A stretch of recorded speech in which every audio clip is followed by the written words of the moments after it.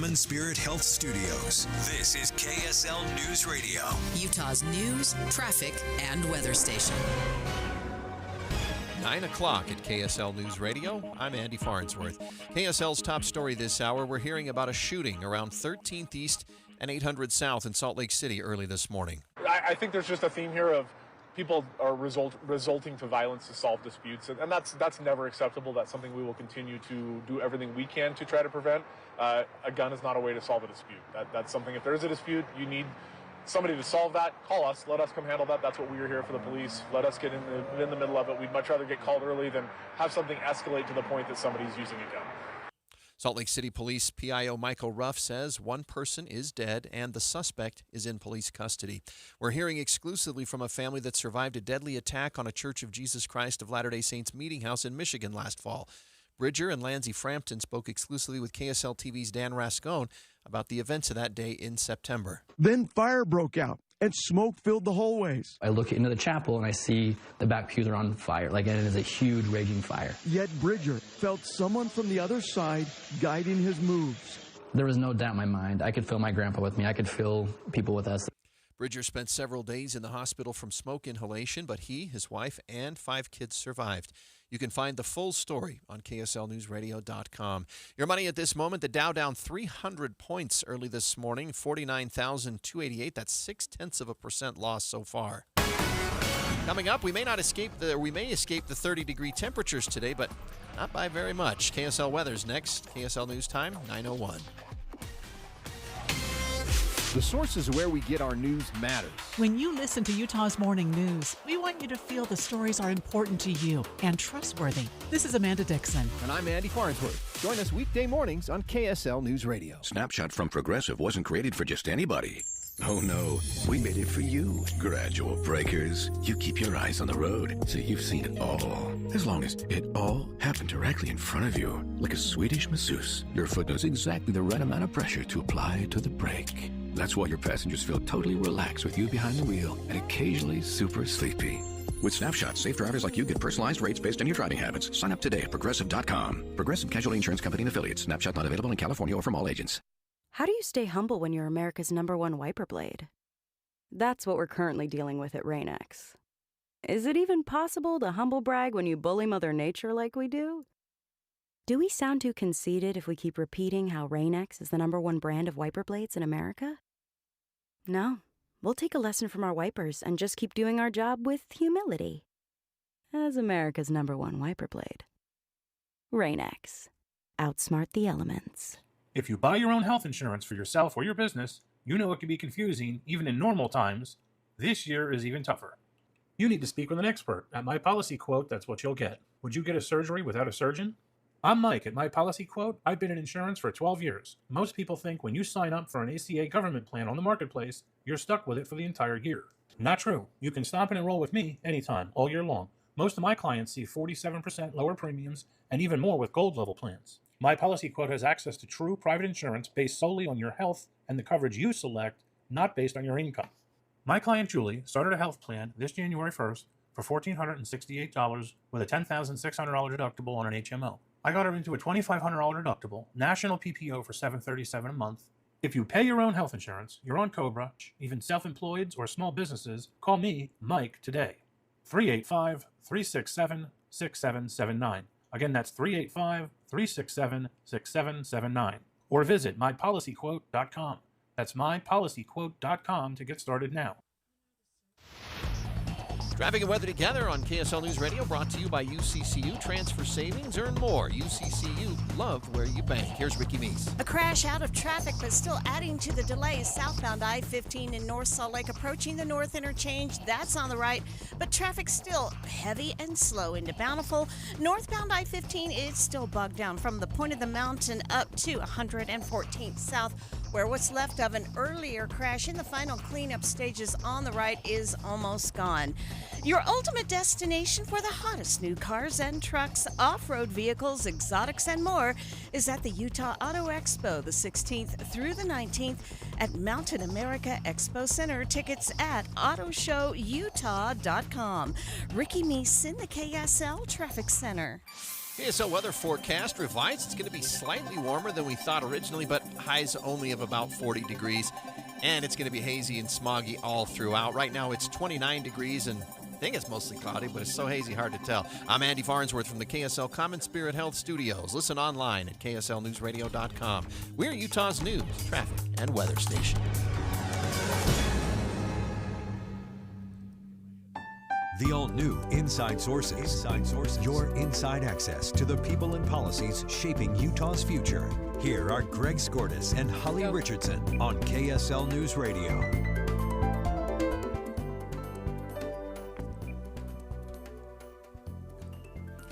Good morning and welcome to another edition of Inside Sources. I'm your host, Greg Skordas, alongside Holly Richardson. And I'm watching some arguments from the United States Supreme Court. We may follow up on those, but they started arguments today on several states which have banned transgender athletes from competing. That's sort of parenthetic to what we're talking about today, but the arguments to that are going forward today. However, we are going to talk about that later with the editor of SCOTUS blog. Oh, good. Yeah. Okay, but I did want to start with a lawsuit that was filed recently against the Davis School District. It claims that the district mishandled complaints of harassment and grooming that were made against a former girls soccer coach. A group of current and former students accused the district of mishandling sexual grooming and harassment reports. Let's set this up with the help of KSL News Radio's Adam Small. The 6 unnamed girls in the lawsuit are accusing their former soccer coach, Salif Fongsavath, of encouraging them to make videos for him. That included recreating Miley Cyrus's Wrecking Ball video while wearing skin-colored swimsuits, and on one occasion, the lawsuit claims Fongsavath encouraged some students to wear bikinis on school grounds during school hours. The suit also says when the girls took their concerns to the district, they were verbally and physically bullied by other kids afterwards. Their attorneys accused the district of not keeping their identities confidential. A spokesperson for the Davis School District told KSL in a statement they take allegations of misconduct seriously, but they would not comment on the pending litigation. KSL has also reached out to Fongsavath directly via email, but we have not received a response. Adam Small, KSL News Radio. So it's a $10 million lawsuit, but more importantly, it's not against Fongsavath personally. In fact, he's not named at all in the lawsuit. He was the girls and boys soccer coach in the Davis School District. Apparently, Holly, he was very, very good, which led into some of the problems that he created or that they allege he created. And I'm just looking at the lawsuit. What they're saying is this, and it's the complainants are all female soccer players. There weren't any issues apparently with the boys, but they go through this whole litany of things that he did that they're calling grooming, and that he was setting these girls up to do something maybe more significant. The reason the district is being sued is because they're claiming that there were some complaints and that they were mishandled or not addressed at all by the school district. So the school district's being sued. It's a $10 million lawsuit, but I think what they're really trying to get is some changes within the school district so that this type of thing doesn't happen in the future. Well, for my information and our listeners as well, is he still employed by the school? No, he's been gone there since 2023. What I couldn't find was if anything had happened against him personally. I don't see any criminal cases. There didn't seem to be, and I don't know whether his conduct would have crossed the threshold into criminal because there was no touching. There was nothing more than, and it's significant what he did allegedly, but I don't see. Well, he was trying to create at least enticing photos, right? Encouraging them to send pictures where it looks like they're not wearing anything. Right, yeah. So what he did was he allegedly, and this is according to the lawsuit, a lot of these young girls would go to him because he had the ability apparently to get kids into college, to get scholarships. He was a very well-regarded coach. And so he was very sought after. In fact, some kids actually transferred into his school district so that they could work with him. But he would confide in the girls. He would have them confide in him. He would ask them questions about who they're dating, who they're kissing, who they're being with, and have them, like you say, dress provocatively at times. He had like Taylor Swift Day where they all had to wear bikinis or something like that. Miley Cyrus Day, where they would dress in sort of these skin-tight suits. I mean, how this got as far as it did is hard to reconcile, because I'm reading the complaint and reading all of the things that he's alleged to have done. Certainly students must have been complaining about this or talking to their parents about it. And I don't know that you could even say that this was in the spirit of fun because it's so obviously inappropriate that you wonder how it got so far. Well, it's interesting to me. I mean, the school district has been I guess recipient might be the right word, of multiple lawsuits, and this is just the latest one. But it reminds me of the Larry Nassar lawsuit, right? And he was the Olympic coach, and there was a lot more stuff involved. But if you remember, it took years of girls telling their parents and complaining. In fact, it took a gymnast actually deciding she was going to go to law school so that she could help pursue this, right? Because they were just ignored. Especially if you're successful as a coach, it can be really difficult. Right. So he would ask them about who they had dated, who they had kissed, and sort of what they did in terms of making out. And he talks about getting with guys. I mean, talking about certain things. And then the claim in the lawsuit that's specific to the school district is that they said that the school district received multiple complaints from the plaintiff's parents, among others, about Sully's concerning and inappropriate interactions with their children who were underage at Davis High School. Despite this, the district refused to properly investigate Sully and instead allowed him to continue having access to the underage students, according to the lawsuit. Yeah, I mean, it's disturbing that it has to come to this. And I'm seeing that one of the parents is like, we went to them and it became very clear to us that the school district did not care. Right? That's what they're saying in this lawsuit. But that's a parent saying, I tried to come forward. And then, as you mentioned, the lawsuit also says that students were retaliated against, right? They lost playing time. They were being cut from the team without explanation. They were even physically assaulted by other teammates for snitching, they say. Right. So there's two facets to it. One is that the complaints were ignored by the school, but then they go further and say once the school started investigating, they actually made it worse by doing exactly what you just described. Yeah. They disclosed the students that had complained that caused them expose these kids to ridicule by the other students because he was a popular coach. I think there were some students, especially the boys, who probably didn't want him dismissed because they didn't know what was going on. So they find out that other classmates of theirs and other teammates were complaining about him. They retaliated against those specific players. I mean, how awful would that have been if you complain about a coach, you complain to the school, you complain to mom and dad, you assume that you're being confidential, that you're going to be treated confidentially, and then all of a sudden your teammates are treating you like you're some sort of a pariah. Right, and then you get bullied, right, and other things as well. It's just, look, this'll play out, but it's concerning when it feels like schools and anybody really don't take complaints seriously.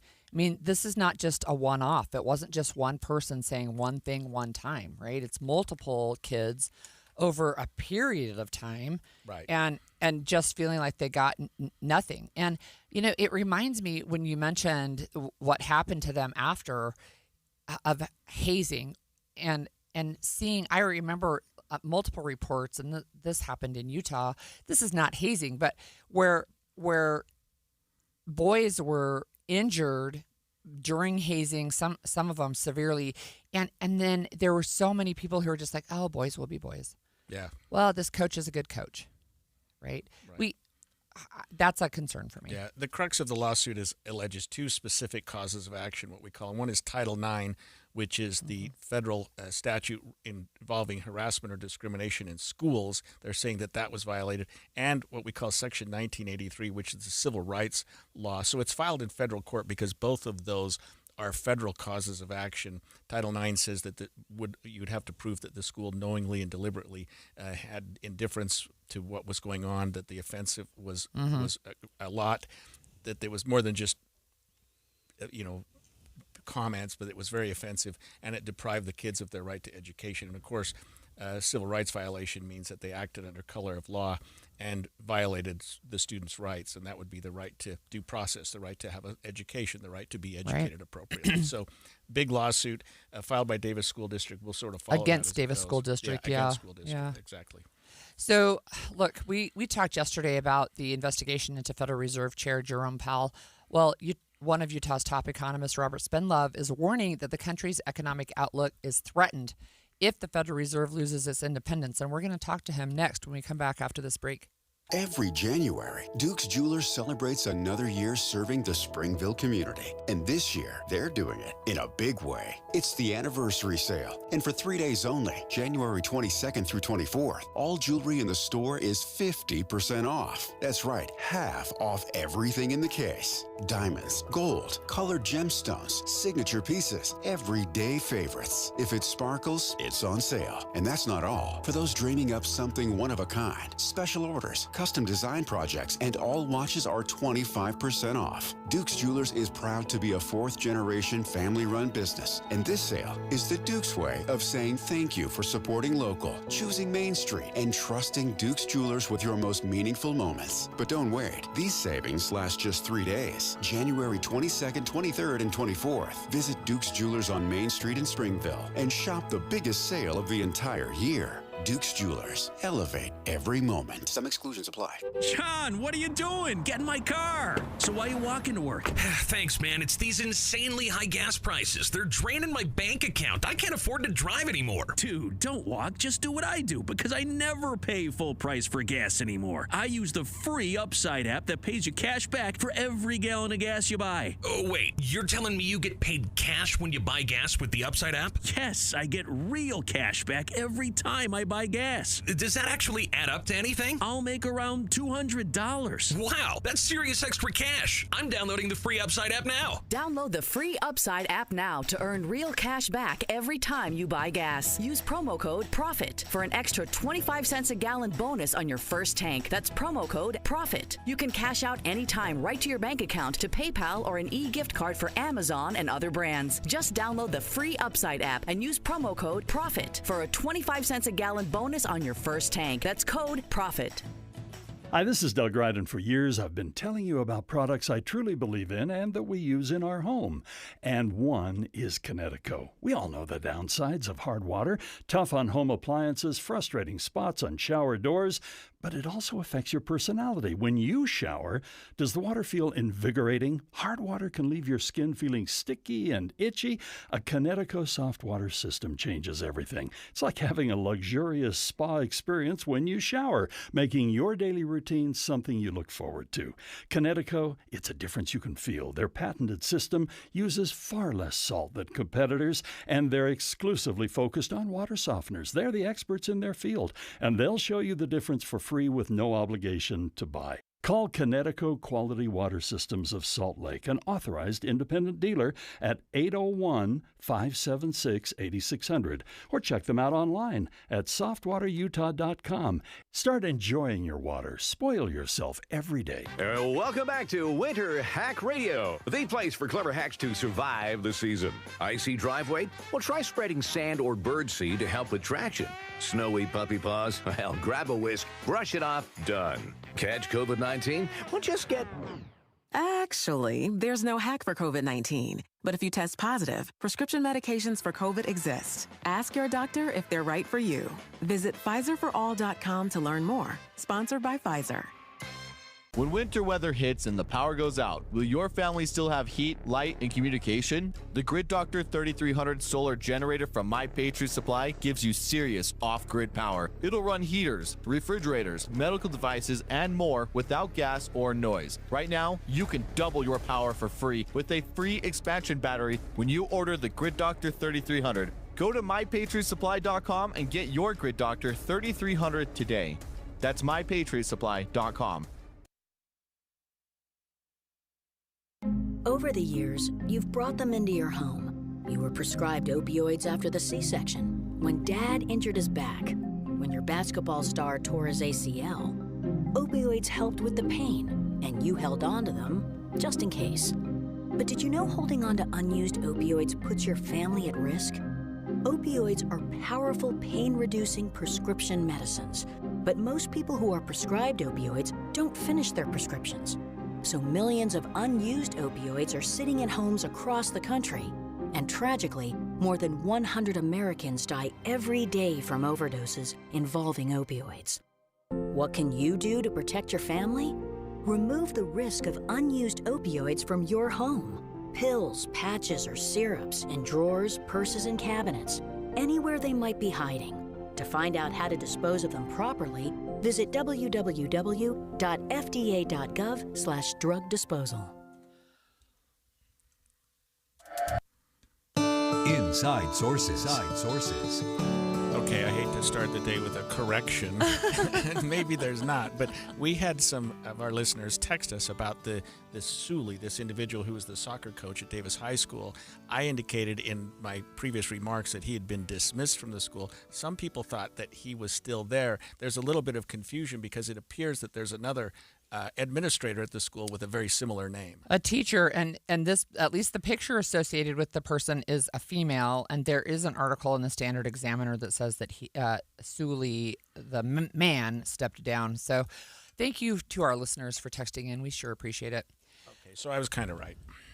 It can be confusing, right? There's no question. So, and again, we'll remind everybody this is an allegation, and he's innocent until proven guilty.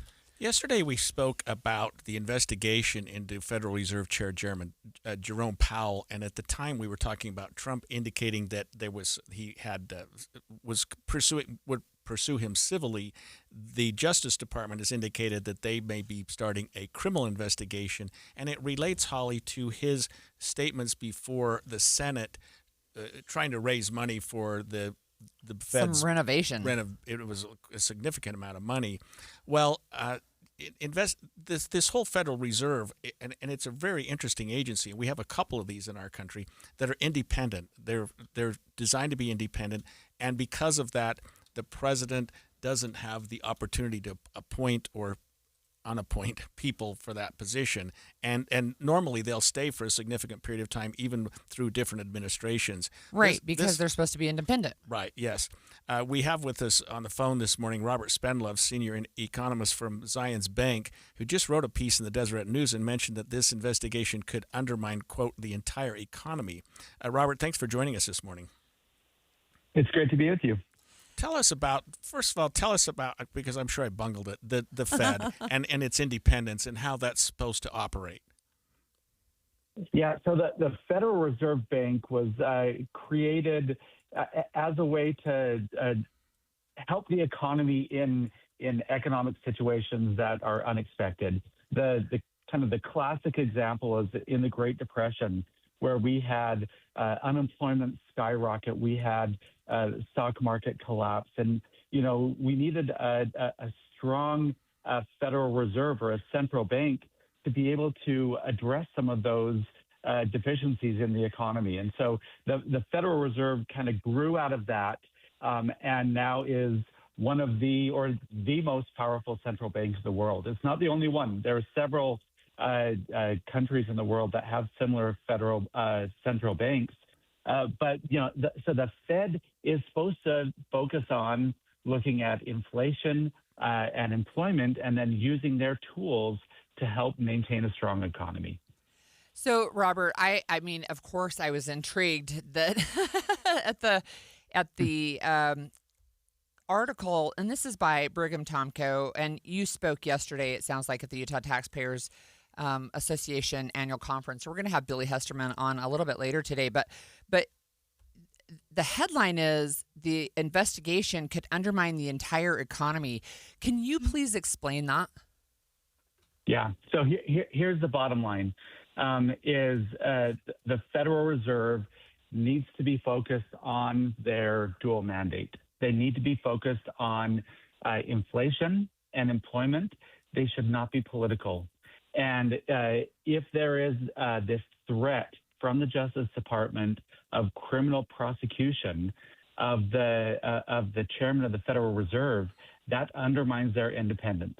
And I'll tell you what Jerome Powell did over the weekend is huge. He essentially came out of the shadows, and he said, "This is the persecution that we're receiving," and essentially kind of a call to arms, saying we're concerned about our situation now. And so that's really what we're responding to, is saying if you don't have an independent Fed, it can undermine the entire economy, and it can undermine a lot of our free market principles.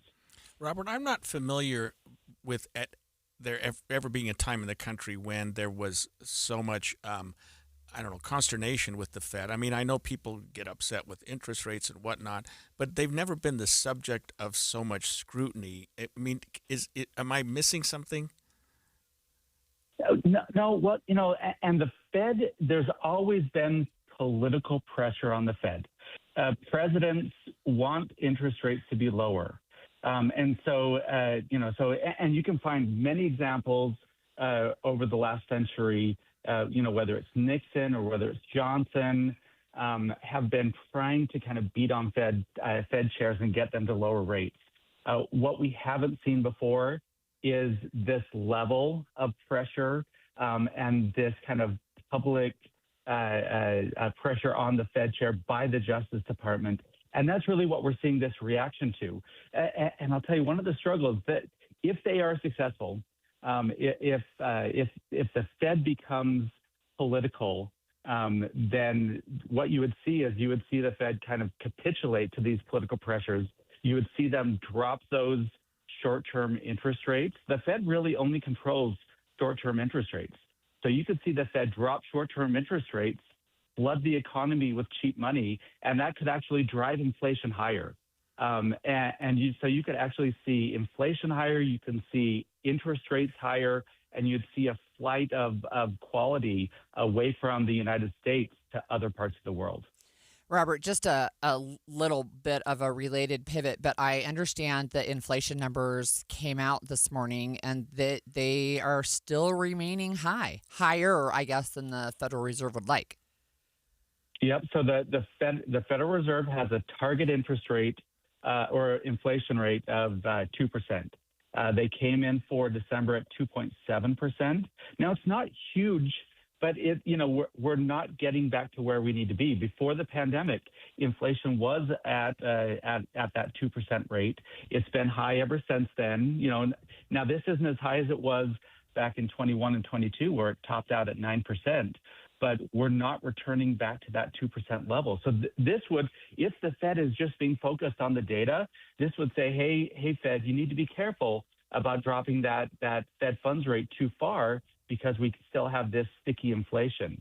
But if the Fed is worried about politics, then they will drop it anyway. So I just have a follow-up question. Will this somehow maybe blunt this DOJ investigation into Jerome Powell with inflation staying high? Does it somehow change the argument at all? So it shouldn't. It shouldn't matter, whether there's whether the DOJ is investigating this. It should be based on just these numbers. And I think, the Fed has made this point over and over again. And they've said, we will not cave to the political pressure. We will base our policy decisions on the data. So now the Fed has been really clear. They've said in 2026, we're probably done lowering rates. They've lowered rates at about 2% over the last couple of years. And now they're saying it's harder to justify going further. So they might drop it another 0.25% or 0.5%.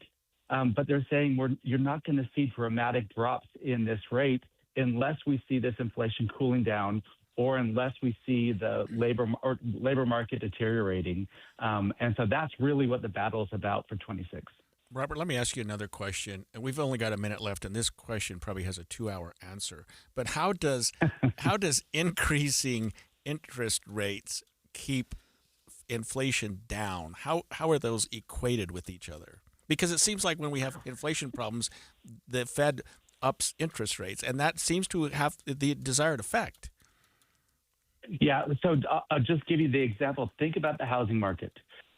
What really drove that big jump in home prices was those very low interest rates. It was a combination of low interest rates and an infusion of cash into the economy. So that drove that higher inflation. So that if you have low inflation, you can invest in more, you can have easier access to capital, and that can drive prices higher. Vice versa, high interest rates remove that access to capital and slow down that price growth. That explained it in less than a minute. Thank and you I didn't so much for understand it. joining us again, Robert. We're going to keep touching base with you all year, I'm quite sure. Robert Spinlove. Well, I'm excited about it.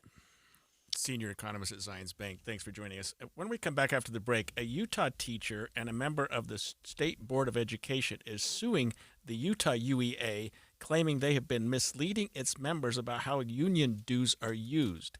We'll break that down with what we know when we come back.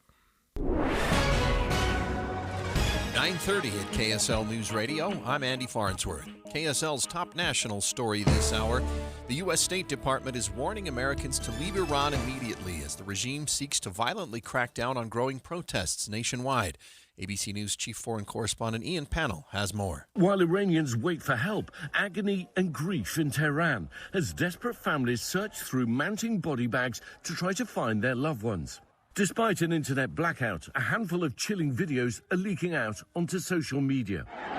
Human rights groups now say more than 600 people have been killed, including 9 children, more than 10,000 arrested. Other national stories. KSL is following the Supreme Court set to hear a case involving West Virginia transgender track team member Becky Pepper Jackson, who filed a lawsuit against the state to continue competing with her team despite a ban on transgender athletes. Here's ABC News senior Washington reporter Devin Dwyer. Becky argues that she has never undergone male puberty. She took puberty blockers from a young age. She's never undergone that surge in testosterone. She argues, and she has medical experts to back up her claims, that her body physically is not like a boy's, and that she, now taking estrogen, is very similarly compared to any other cisgender girl. And her mother spoke at length about that when I talked to her and said she's just any other average teenager. Your money at this moment, the Dow down 317 points to 49,272. Coming up, chilly here in Salt Lake County, but it won't let up through the rest of the week, so sorry about that. KSL weather's next. KSL News Time, 9:31. Mornings are for recharging. And they're for starting your day right. We volunteer to join you in the car. Get news and weather at 102.7 FM during the most important part of your day. Andy and Amanda, each morning between 5 and 9 on KSL News Radio. Utah is one of the best places to live, work, and raise a family. But for many Utahns, the dream of owning a home is slipping away. Home prices have risen faster than incomes, and families are spending nearly 2/3 of what they earn just to keep a roof overhead. From young graduates to grandparents, everyone is feeling the squeeze. Utah needs more homes, the right kinds of homes, so families can stay close and our communities can thrive. That's why Utah Workforce Housing Advocacy created Demand More Supply, a statewide effort helping Utahns understand the issue and take action in their own communities. Because when we work together, we can make housing affordable again for today's families and for future generations. Let's make the dream of owning a home a reality again. Learn more and add your voice at demandmoresupply.com. Demandmoresupply.com. That's demandmoresupply.com.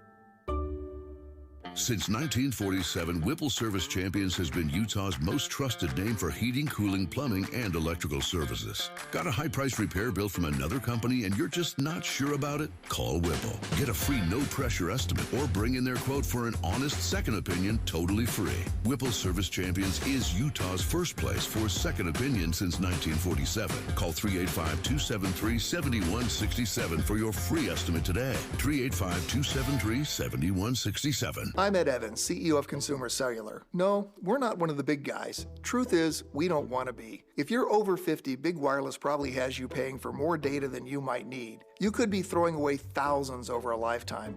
Our entry-level data plans start at just $20 a month. And for a limited time, switch and get your second month free. Call 1-888-FREEDOM, visit consumercellular.com or a store near you and get your second month free today. Plans include $5 credit for auto pay and e-billing. See site for additional details. This is the story of the one. As the purchasing manager at a manufacturing plant, she knows the only thing more important than having the right safety gear is having it there when you need it. That's why she partners with Grainger for auto reordering, so her team members can count on her to have cut-resistant gloves on hand, and each shift can run safely and efficiently.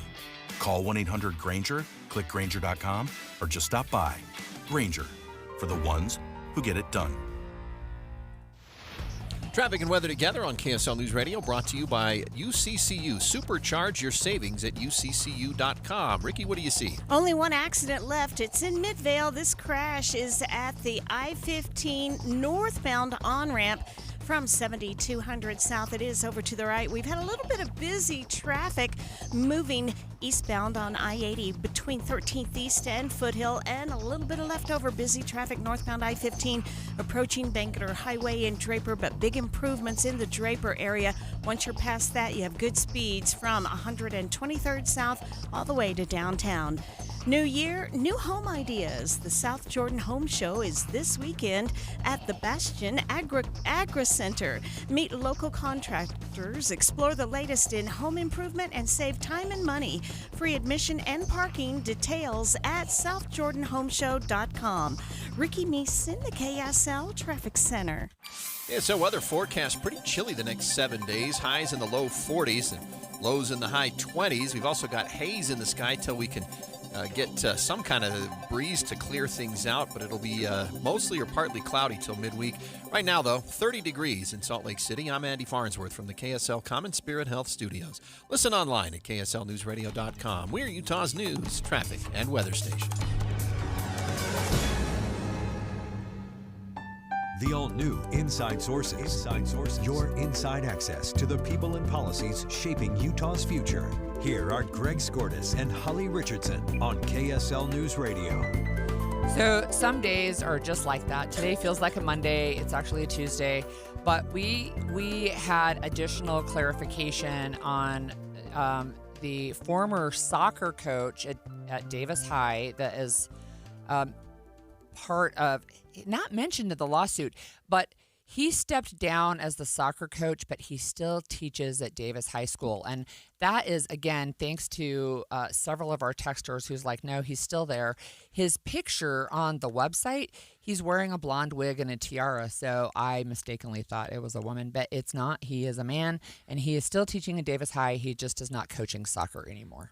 Well, we'll clear it up. And the next segment, we'll probably have something else to say about it. Hopefully we've got it down. No, now we have another story to talk about. Yeah, another education story. So this is an interesting one. A Utah teacher who is a member of this State Board of Education is now suing the UEA, which is the teachers' union, effectively. It was the group that I think got set aside in the last legislative session, but now they're back in. I mean, the legislature tried to do away with public unions.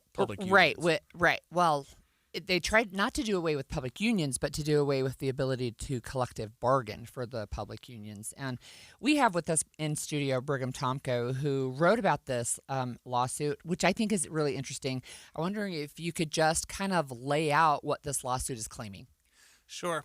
So the broad perspective that kind of gives us context for what's happening in this lawsuit is that conservatives increasingly over the past year have been critical of the Utah Education Association for its political activities and involvement in the state because they came out swinging against HB 267, which has been mentioned, prohibited these public sector unions, whether that's in law enforcement, fire, or schools, from hiring a single collective bargaining agent to negotiate with local law enforcement. And they gathered 300,000 signatures, and that law was ultimately repealed. And so now we are seeing a lawsuit being filed by an American Fork High School teacher named Cole Kelly, who was recently elected to the Utah State Board of Education. And what this lawsuit is alleging is that the Utah Education Association over the past year has repeatedly told its members that none of its dues that they are required to pay to be members are used for political activities. And that was a statement that was on their website and social media accounts. After they were notified that this lawsuit may be filed, the UEA changed several of those statements to say will not be used for political campaigns and parties, and narrowed that statement a little bit. And what this lawsuit alleges is that that is still false, and it's actually false advertising they're alleging under the state's Truth in Advertising Act, because these funds are sent to the National Education Association, which donates directly to candidates and causes across the country. So effectively, Brigham, what they're saying is, look, you pay your dues to UEA. UEA claims we're not using any of that for political activity, but UEA pays dues to the national union, or at least pays part of what's paid from its members to the NEA, the National Education Association, and the NEA, in fact, does use some of its funds for political activities. Exactly. So the NEA is one of the largest political advocacy organizations in the country. And when an educator in Utah joins the UEA, which is the local affiliate, they sign a form that also requires them to join the NEA, the national organization. And according to the lawsuit, about $215 of their annual dues or membership fees are passed along to this national organization, which spends millions of dollars every election cycle on almost exclusively Democratic candidates and Democratic causes across the country. So do you have to join the UEA if you're a teacher in Utah? You do not. And Cole Kelly said that he had initially joined the UEA when he became a teacher almost 30 years ago here in Utah, but has since, kind of revoked or not renewed his membership because he believes it does not represent his conservative values. And he says that, of course, the UEA has the right to advocate for whatever policies it believes support and benefit Utah teachers. What he hopes this lawsuit achieves is preventing the UEA from what he says is misleading members about how their dues are being spent. I'm wondering, Brigham, and maybe you don't know the answer to this, why the UEA does pay to the national organization. I mean, is it because we're members of the national organizations? We pay dues, our dues pay part of the dues to that. I don't know, I'm not making any sense, but what if UEA just didn't pay the NEA anything? You know what I mean? Yeah. So I don't know the structure of the organization at any deep level of detail, but I do know that the UEA is almost a local affiliate or the state affiliate of the NEA. And so they are one organization in that sense, and the UEA has its own directors. They focus on their own lobbying during the Utah legislative session, but they are still a part of this national organization. So I would say, too, that I belong to several professional organizations, and when I join one, I join both. And they don't even make me check a box, really. It's just like it just comes along. So if I join like a national organization, it'll say which state affiliate do you want to be a member of, right? And so I check it that way, but I don't. It's like there's nothing extra really to that. One of the things that's interesting in your article, Brigham, is that that the law that he's trying to use in this lawsuit is a truth in advertising law, and you had an interesting interview about that angle. Yeah, so I spoke with a longtime business law attorney here in the state of Utah named Jeremy Eveland. He said that in all his years helping companies litigate over this statute about truth in advertising, he has never seen it applied to a labor organization. And he said rarely is it applied to nonprofit organizations because the statute was crafted over 30 years ago to deal with advertising in kind of a commerce environment to the public, and that these advertisements are misleading or communicate something about a product that is not accurate. And so he said that it might be a stretch or a really novel application of the law to apply it to the Utah Education Association. Yeah, we don't think of that as advertising. We don't think of your union saying, hey, you should join us as a form of advertising. So it's interesting that's part of the lawsuit. You have to have some hook in your lawsuit. You can't just say, we don't think this is fair. You have to have some cause of action. And so what they're alleging is truth in advertising. Yeah. But you're right. It doesn't fit very squarely in what we think of as advertising. And another important piece of context is this lawsuit is also being filed, in addition to Cole Kelly, by the Freedom Foundation, which is a quote-unquote union watchdog or group that attempts to file lawsuits against public sector unions across the country. And they actually found Cole Kelly and asked him to, maybe be the face of this lawsuit. So it's being backed by an organization that, is ideologically opposed to public sector unions. So this begs the question then, is there going to be legislation coming up on Utah's Capitol Hill that will somehow put public unions underneath the truth in advertising law? Or somehow address it?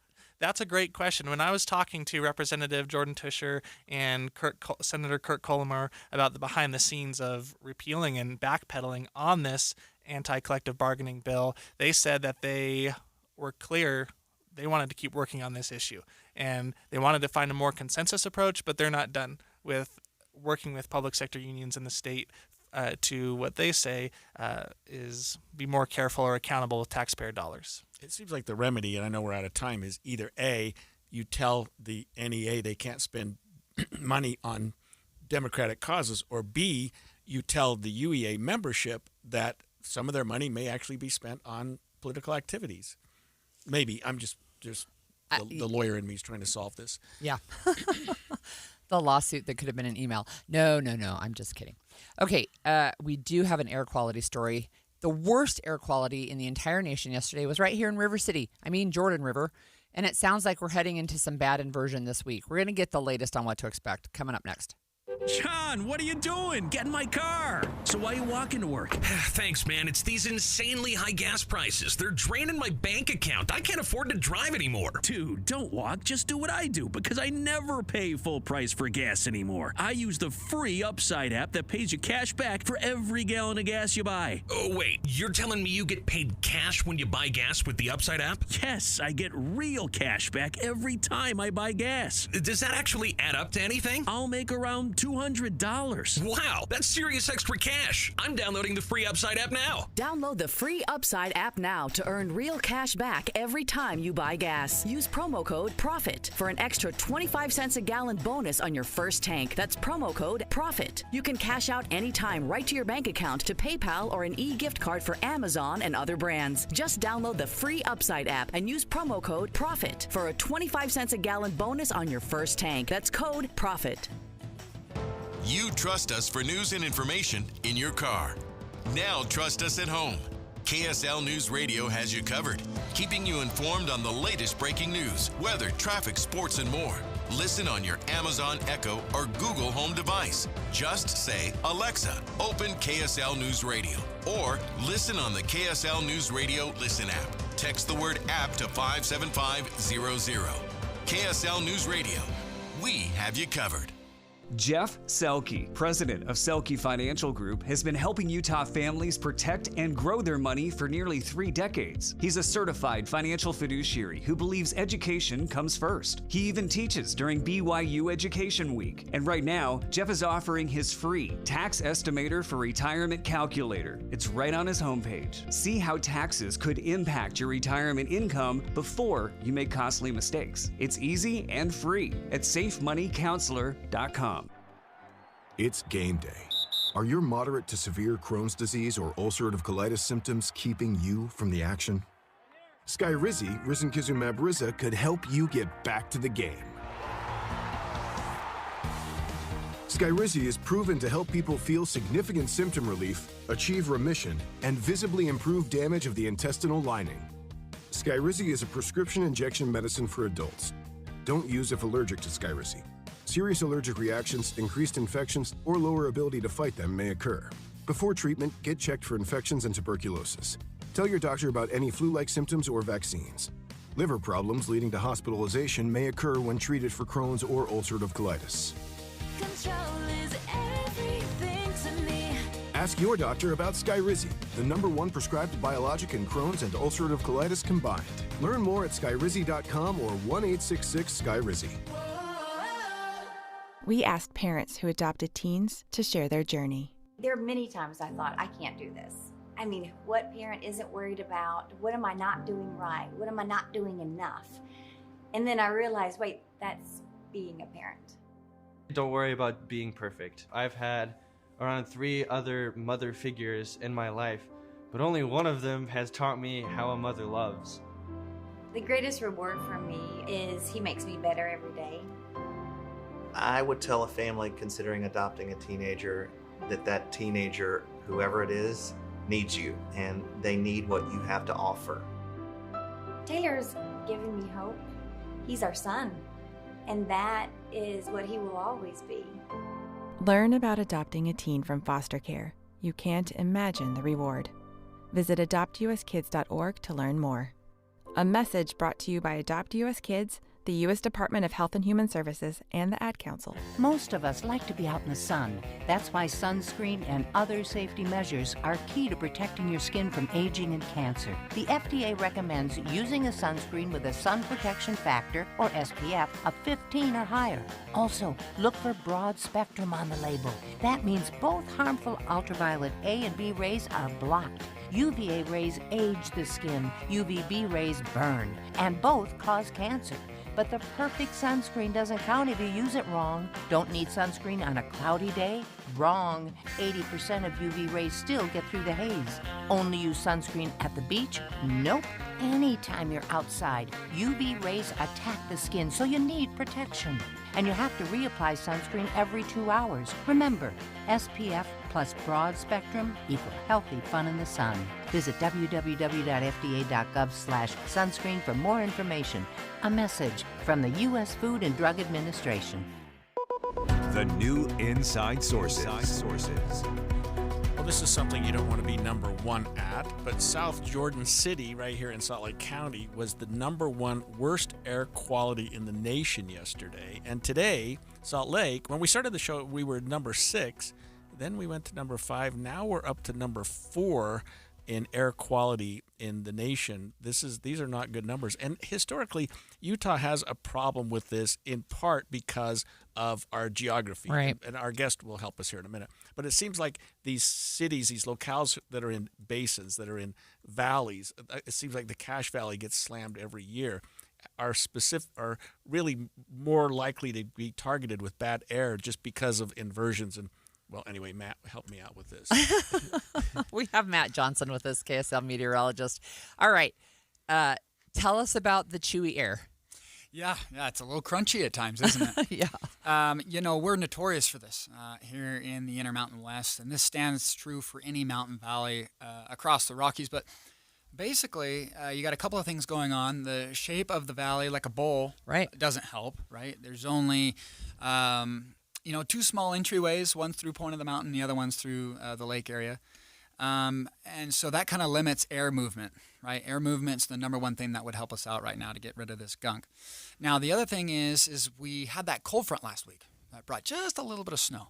But what we care more about or pay more attention to with that cold front is the cold air that came in. And that cold air is very dense and rests at the valley floor. And it's happy to stay there as long as we'll let it stay. And what we did was we brought in that cold air, and then immediately after, high pressure moved in over the top, high pressure from upper levels. And so that kind of serves to cap off the valley. We put warm air on top of cold air. And so that's why the original phrase is, the full phrase is temperature inversion. And a lot of times we cut it short and just say inversion. But And so what happens is we cap off that valley. So anything and everything within that cold pool at the valley floor will stay there, including water vapor along with all the emissions. So that's why sometimes we can get fog. If enough evaporation happens from the ground into the air, it'll supersaturate. So tell us what's going on in Salt Lake County today, because it seems like we're now getting slammed, or Salt Lake Valley, is number 4. What's the future? What are we looking forward to? Is there wind or something coming in that might help clear us up here? The only inkling of hope right now is for Friday, and that's a really far cry from what we really need. What's going to happen Friday is there's going to be a cold front drop into the Midwest, and we may get tagged by the tail end of it at upper levels. We really won't see anything at the surface. But earlier this week, it was looking like maybe that could help ventilate out or help to send some high winds aloft. And a lot of times if you get wind at upper levels, it'll help to lift the air below it. And that would kind of, filter out some haze. But right now, it's not looking super likely. And even if that scenario played out the way we were thinking it would yesterday, it wouldn't be enough to fully break the inversion and clear things out and get us into good, clean air quality. And so that being said, I'll just say this. Through Thursday, maybe even Friday, air quality will likely worsen. Friday, we may hit a checkpoint in which we could see maybe a little, ventilation, but then it will resume as high pressure just moves right back in and parks over us through at least the 22nd. Wow. How bad have you seen these temperature inversions get? And I mean the air quality, right? I've seen it a lot worse. If we had snow on the ground, that really helps the inversion stay really tight. It really creates a sharp gradient between the ground and about, we'll say, 6,500 feet. And that's usually about the depth of these inversions, 6,500 or so feet. And so that's good. We don't have the snow. But if we had snow on the ground, this could get really ugly in a hurry because we don't have any major storms headed our way until at least the 22nd. That's another 9 days under the influence of high pressure and inversion. Speaking of ugly, is it at the point, Matt, that we're advising people to not go outside? There are certain age groups or certain, athletes running outside. Is it bad enough that we would tell people avoid outdoor activity? If you are compromised in any way with the respiratory system, yes. If you have asthma or your allergies, some people are allergic to the smog that gets caught in the valley floor, and so yes, definitely. It doesn't matter what your health level is. I would definitely say no exercising outside, because when you stress the respiratory system and you're breathing a lot and taking in a ton of oxygen, it's just not good to be breathing in nasty air at all. I know I can feel it myself, right? I can sometimes get just a little bit of a sore throat, but I also get a headache, and so does one of my sons when the inversions get really bad. Yeah. Hey, last question, and we'll let you go. I've got family coming to town tomorrow night for a 4-day ski vacation. We're not going to have any powder, are we? No, but you'll have the clean air. Okay. Yeah, because we'll be up above it. Depends on how far out in the trees you want to get. Okay. Well, and I don't know that you know the answer to this. They wanted to go backcountry skiing. I don't know where we are with our avalanche right now, and I don't mean to put you on the spot, but that's probably not. We need to check that one out too. I'd probably check it for sure, but I'd say it's starting to stabilize. I'd probably say it's under the considerable mark, so just stay off 30-degree slopes if you want to be super safe. Yeah. Thanks. Wow. Thanks, Matt, for that information. We're going to pivot to a related story. This is in the New York Times, and the EPA is going to stop considering lives saved when setting rules on air pollution. Yeah, I don't understand that, but for decades they've calculated the health benefits of reducing air pollution, cost estimates to avoid asthma attacks and premature deaths to justify clean air rules, but those are now changing under the Trump administration. There may be reasons for that, but it seems like quite a shift from what they've been doing in the past. So the agency now plans to calculate only the cost to industry or business when setting pollution limits, and not the monetary value of saving human lives. So, really, I mean, of all the things to change, it seems like an odd one right now to come out and say, well, we're going to do that. Well, they don't live in Utah with an inversion. But I think the administration has been critical of the Environmental Protection Agency and other agencies that have what are being seen as overburdening rules and regulations and things you have to jump through. So it's part of what's going on with the administration right now. But the EPA, I don't know, just from what Matt just told us, it seemed like it's an important consideration to have people know what's going on with their air. So it's interesting, right? Because the EPA actually has a mission statement that says that the agency's core responsibility is to protect human health and the environment. And then what this change could do is make it easier to repeal limits on coal-burning power plants, oil refineries, steel mills, because the EPA is going to stop tallying gains from the health benefits caused by curbing two of the most widespread deadly air pollutants, fine particulate matter and ozone. Yeah, so these groups that have coal-fired power plants or oil refineries or steel mills or some of these other industrial facilities may not be subject to the same rules and regulations they currently are, which could open up a potential problem.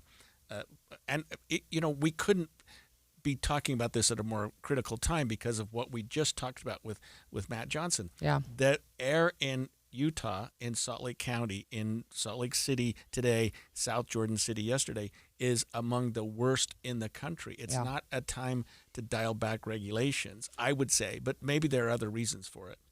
And we have coal plants in Utah, so right. Yes, we do. And several of them are going offline, right? But that's I think the conversation of make coal great again, right? That's part of the conversation. And Utah is an all of the above energy user, producer, and that does include coal. But I am concerned when we have this air that you can feel really, and you can have health impacts. And we know that there's multiple health impacts from these pollutants in the air. And we have oil refineries, or at least 8 oil refinery in North Salt Lake. And it's not uncommon to drive by that, Holly, and see smoke pouring out of their stacks, and I've worked with some of them before. They do everything they can to scrub what's coming out of there, but it's always a problem. Yeah, there are scientists in Utah that say the air quality is related to premature births and premature deaths and other things as well. So we'll watch that. I mean, and certainly we'll watch the inversion. I know if you go skiing, sometimes you can get way above the inversion, and then it's really nice.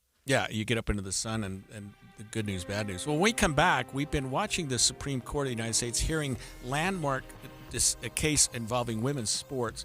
We're going to talk about and get an update from SCOTUS blog, SCOTUS blog when we come back after this. KSL FM Midvale. KSL Salt Lake City. From the KSL Common Spirit Health Studios, this is KSL News Radio. Utah's news, traffic, and weather station.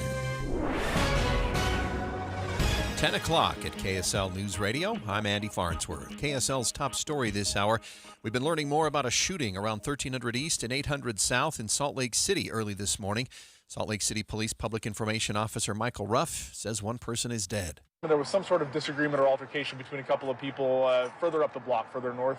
At that point, we did learn that one individual had been killed from gunfire. We do have the person that we believe fired those shots in custody right now. Still very early, so we're not exactly sure the details of exactly what happened, but we'll be here for some time with our homicide detectives. Are they adults? Yes, all adults as far as we know. Don't have much information other than that right now. Ruff says there was no threat to the public and nearby schools started on time.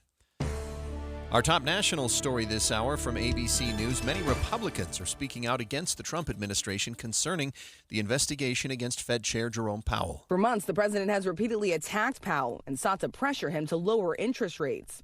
But the White House insists the president did not direct DOJ to act, even though President Trump said this just 2 weeks ago. We're thinking about bringing a suit against Powell for incompetence. Because think of it, these aren't outstanding buildings. These are small buildings. In a joint statement, all of the living former Fed chairs, appointed by presidents of both parties, calling the DOJ investigation an unprecedented attempt to undermine the Fed. ABC News senior political correspondent Rachel Scott reporting. Your money at this moment, the Dow's down 271 points to 49,318. Coming up, it's going to be hazy and cold. If the sun's there, you just maybe not see it through the haze. KSL weather's next. KSL News Time, 10:01. A reminder about the simplest way to get updated for your day. Hit your KSL preset when you jump in the car, and we'll take care of the rest. Hear key news updates and traffic reports. Andy and Amanda from 5 to 9 in your car. And she's okay to still join us at 102.7 FM. This is a special alert to all Americans who own a vehicle with less than 200,000 miles with an auto warranty about to expire or with no warranty coverage at all. Due to a decline in the economy, CarShield is announcing a low-cost month-to-month vehicle protection plan that is now available to the public to save any driver out-of-pocket expenses on future auto repairs. Call now to find out how you can pay almost nothing for covered auto repairs. Yes, you heard that correctly. Pay almost nothing for covered auto repairs. An open phone line has been established for all drivers to call for a free quick quote. Call 800-292-4541 now. Drivers who are covered will not have to pay for covered repairs again. This protection plan is at an all-time low. Additionally, drivers who activate this vehicle protection today will also receive free roadside assistance, free towing, and car rental options at no additional cost. Call us for your free quick quote today. 800-292-4541. That's 800-292-4541. What do you have to lose? Call 800-292-4541. Again, 800-292-4541. If you're tired of hot, uncomfortable dress shirts that just don't hold up, sweat stains, stuffy collars, short tails, sound familiar? Meet your new favorite dress shirts from Serve Clothing. The game-changing design features a mesh collar shield that stops sweat stains from ruining your look. Plus, built-in vents keep you comfortable under suits and jackets, no matter the season. You'll love the extra length that stays tucked in and the antimicrobial odor-fighting fabric that keeps you fresh all day. Forget about replacing your dress shirts every 6 months. With Serve Clothing's unbeatable 2-year guarantee, you know your shirt is built to last through the toughest work days in any climate. And giving back is a priority. Last year, Serve Clothing helped to outfit more than 750 missionaries and others in need using a portion of your orders. Don't wait. Serve shirts sold out 4 times last year. Visit ServeClothing.com right now to get yours before they're gone. Serve Clothing. Dress shirts that actually serve you. ServeClothing.com. All the talks we've had over the years, including what you've told me about not using alcohol and other drugs, they stick with me. And believe it or not, They really do make a difference, especially at times that matter most. Hey, want a drink? No thanks, I'm good. So thank you, Dad, for talking and preparing me for what's ahead. Thank you for talking. For more information about talking with your kids about underage use of alcohol and other drugs, visit underagedrinking.samhsa.gov.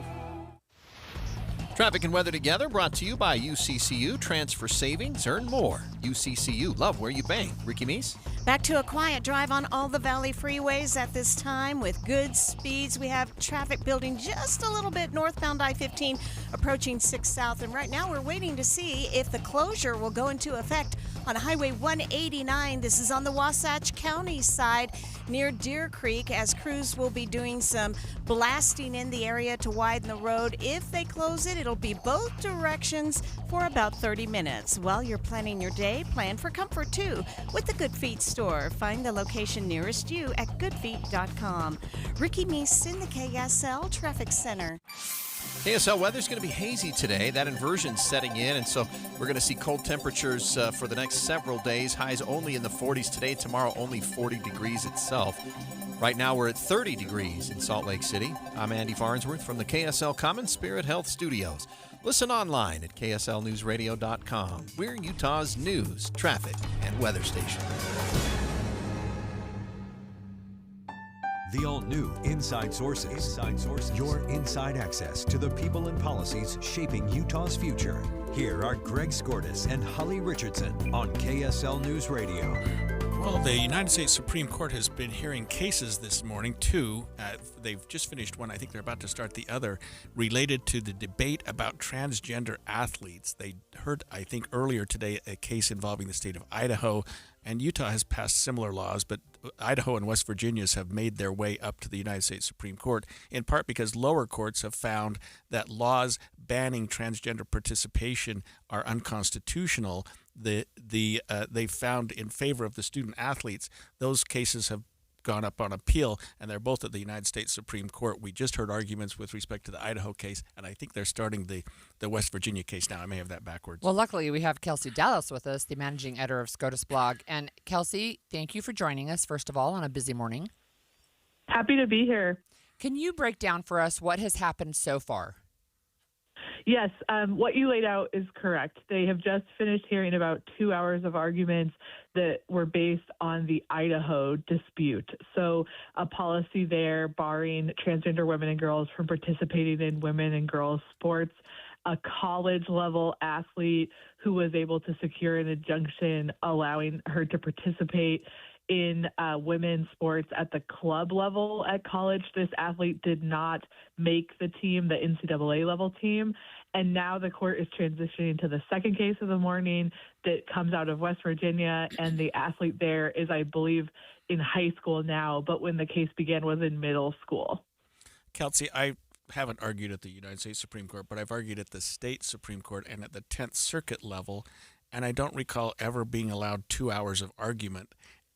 That seems a little unusual. Plus, they're hearing another case that the issues seem almost identical. Is that right? That's a great question. When the court sets up its schedule, it's typically giving 30 minutes per side if there are two sides. But then sometimes the federal government inserts itself to support a certain side, and there's some additional minutes that go to the federal government. And so if we went based on what was on paper for the Idaho case, it should have all come together in about an hour and 15 minutes. But it's totally normal for it to spill over much longer and go to 2 hours, because in these really high-profile debates, the justices are just going through all different side quests. Like, let me ask you about this issue. Let me ask you about this issue. Can we talk about the potential consequences of this ruling? And so it's not surprising that it's 2 hours. What maybe is surprising, as you noted, is that there's this whole other case for them to get to. My experience is that on a two-case morning, they move pretty quickly on the second case. One of our moderators here at SCOTUS blog jokes that they get hungry, and the justices are like, let's just get through this and we'll work on this opinion on our own. Because this second case is around the same issues, it's totally possible for them to move faster. but it could also take just as long because there's the same sort of setup of attorneys where there's an attorney arguing for West Virginia, an attorney with West Virginia from the federal government, and then the attorney for the athlete. And in terms of the justices themselves, you would assume that the more conservative justices would lean a little bit more towards state bans, where the liberals might be more in favor of the student athletes. I don't know that that's followed from what you've been hearing today, but what have you been hearing about the arguments and what the justices are saying? Well, going into the arguments, it wasn't as if everyone was completely confident it would be 6-3 conservative liberal, because Justice Neil Gorsuch and to a lesser extent Chief Justice John Roberts are sort of like wild cards in these cases related to transgender status. You might recall that Justice Gorsuch wrote an opinion from the court about employment discrimination and protected transgender workers, saying that discrimination in the workplace based on transgender status is covered by protections against sex discrimination. And so there was this question, are we going to see Gorsuch repeatedly go with the more liberal justices on these transgender discrimination cases? I would say based on the conversation about Idaho, it feels more likely that we will end up with a 6-3 conservative liberal decision. It just felt like Gorsuch and Roberts were worried about sort of making too much of that issue of sex discrimination here, and felt like the Idaho stated goal of keeping sports fair made sense, and this policy was like narrowly tailored to that goal. And so it feels as if 6-3 is the most likely outcome. So, Kelsey, let me just ask you how long it might be before we have the actual decision. Is this going to be like in June? Right. I would say that this case, well, both of these cases this morning, we could pretty comfortably predict a June decision, and that's because the court typically spends the most time on these higher profile disputes, and they just come all in a row in the second to last or last week of June. Now, I could be wrong because sometimes they're able to push them out a little quicker than expected, but I certainly wouldn't expect these decisions like next month. And we would certainly expect, I guess, Kelsey, and maybe I'm thinking this too irrationally, that the decision on the cases are going to be similar because the issues are similar. Right. The only thing that's a little bit of a wrench in the situation is that the athlete in the Idaho case has asked to have the case mooted. She has said that she does not want to compete in sports anymore. She just wants to focus on finishing college and graduating. Will likely graduate this summer. And so part of the discussion this morning was, should the court actually just do away with the Idaho case and focus on the West Virginia one? It's complicated because they raise just the slightest different question, and the rulings at the appellate level were different. And so there's an appetite by lawmakers in Idaho for the court to actually resolve what's going on there and not just focus on West Virginia. Yeah, that's interesting to me. What else are you watching, Kelsey, this term? So maybe not just today, but overall. Well, the biggest news is that tomorrow morning is another opinion day.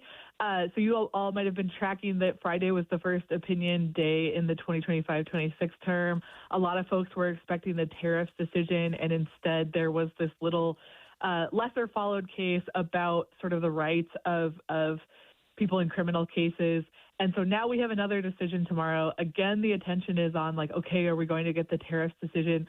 But we all have to remember that the court moves at its own pace.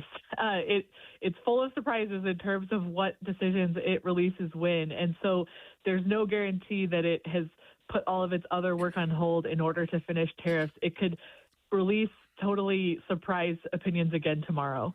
But the tariffs case, Kelsey, is ripe for decision. That was argued, it's been briefed, everything's done, and all we're waiting for is the opinion on that particular case. Yes, and the court has agreed to move on an expedited basis.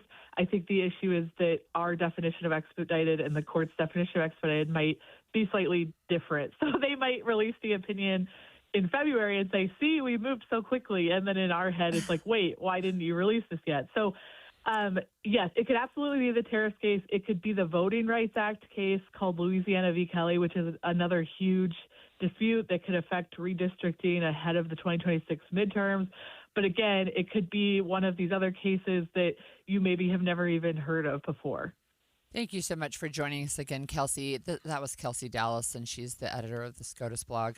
So we're going to have her back on morning, for sure. Right. Yeah, could be. The tariffs or perhaps the voting rights case, both of which are huge. That would huge. be We huge. could have a decision on either of those. I missed the criminal rights case that came out Friday. I'll have to read that. Yeah, because we were looking for the tariffs one, right? It wasn't one that was getting a lot of attention, but it's something that's probably very interesting. Okay. So we've been talking about the legislative session here in Utah. It starts next Tuesday, so a week from today. And ahead of that, the Utah Taxpayers Association holds an annual conference. They just held that yesterday. And we're going to get into what's top of mind for your tax dollars this session when President Billy Hesterman calls the show next. Many of us not only are reflecting on the year past, but we're looking forward to the new year. And a great place to kick in the new year is at Ruth's Chris Steakhouse. And of course, we're very lucky. We've got 2 locations. We've got Hotel Park City and downtown Salt Lake City at 275 South West Temple. Anticipate that special meal after everything calms down in early January. We all need a little bit of a boost, right?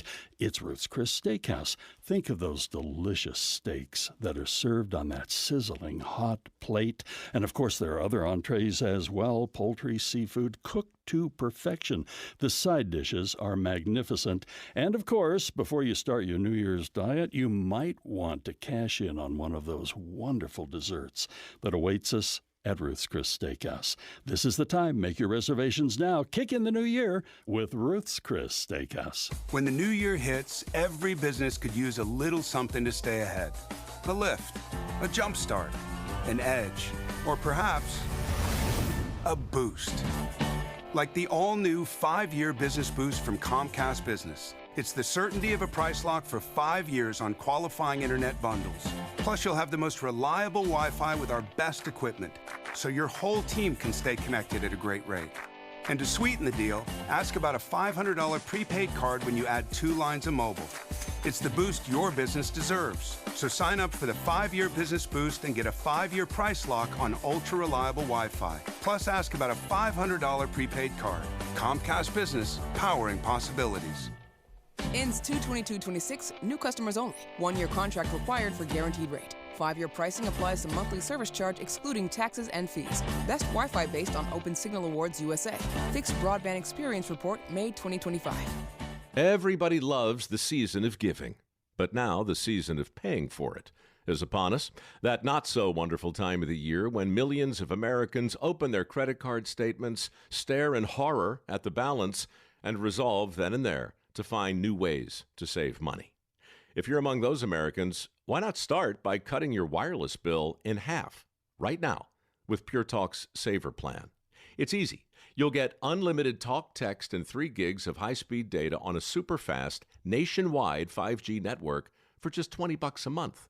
Just dial pound 250, say Mike Rowe, and you'll save an additional 50% off your first month. Ho, ho, ho! And if you're active or former military or a first responder, you'll save an additional 20% every single month. That's pound 250. Say Mike Rowe for the gift that keeps on saving from America's wireless company, Pure Talk. Getting help with plumbing repairs is easier than you think. All you have to do is call Any Hour Services or schedule an appointment at anyhourservices.com. No one helps more homeowners than Any Hour Services. When it comes to vaping, the truth can get clouded. So let's make it clear. Vaping is not safe for kids, teens, or young adults. It's just not. Because vaping can put microscopic particles into your lungs. And dangerous things like metals and volatile organic compounds into your body. And nicotine, the same highly addictive substance found in regular cigarettes. Nicotine can harm a person's brain development through their mid-20s. Affecting learning, memory, attention, and impulse control, and priming the brain for other addictions. Vaping products also come in kid-friendly flavors that can make them appealing to youth. And many kids also use other drugs, like marijuana, in vaping devices. With appealing flavors, high nicotine levels, and lots of promotion on social media, many kids think vaping is harmless, but it's not. So talk to your kids about the risks of vaping, because when you talk, they hear you. For more information, visit underagedrinking.samhsa.gov. We asked parents who adopted teens to share their journey. Nathan has taught me to embrace the moment. Age-wise, I'm in my late 60s. I'm old enough to be his grandfather. Will he be embarrassed to acknowledge me as his dad? I think the most important thing we can do is let them know that they're safe, that they're valued and cared for and loved, and that they're important. I knew I wanted to be adopted by him because of how he taught me to be the person who I am today. And it's coming from a dad that didn't expect to become a dad, and I feel very proud to be his son. That was what he needed, and he was what I needed. Every day is full of new opportunities. That's what it's been about, realizing the simple things that it takes to make such a huge difference in these kids' lives. Learn about adopting a teen from foster care at adoptuskids.org. Brought to you by Adopt US Kids, the U.S. Department of Health and Human Services, and the Ad Council. Inside Sources. Well, we are now a week away from the Utah legislative session, which begins next Tuesday. We'll be up on the Hill for that on opening day, but perhaps not uncoincidentally, the Utah Taxpayer Association just had their conference, or just had a conference, to talk about the top issues and talk about some things that they want to have the Utah legislature address. Yeah, and many years I've attended that, but now that it's in the morning and I do this, I can't go anymore. So we have Billy Hesterman on the line with us. He's the Utah Taxpayers Association president. And Billy, you're probably all worn out from your conference yesterday, but I hope you can talk to us about taxes. Anytime is a good time to talk about taxes, so let's do it. All right. Okay. So talk to us about what the Taxpayer Association feels should be legislative priorities as we get ready for the session next week. Well, what we learned yesterday is property taxes are top of mind for our legislators, and there are a number of proposals, different avenues to give some kind of relief to residents. As legislators have said, they're feeling it, that their constituents are putting the pressure on them to cut the property tax, even though the state doesn't really have a property tax levy. So they're looking at how can they control the local spending, the local government spending, to bring down the burden that people are feeling right now. So, Billy, we're going to have Karen Peterson join us tomorrow about her property tax bill, but you said there were several. What's another one? Representative Jill Coford has a legislation that is looking at increasing the residential exemption that we have in the state. So currently, for every $100,000 that your home is valued, you actually are only taxed on $55,000 of it. Mm-hmm. And she would like to increase the exemption that residents get to as much as $60,000, so you'd really only be taxed on $40,000 of value for every $100,000 of your home.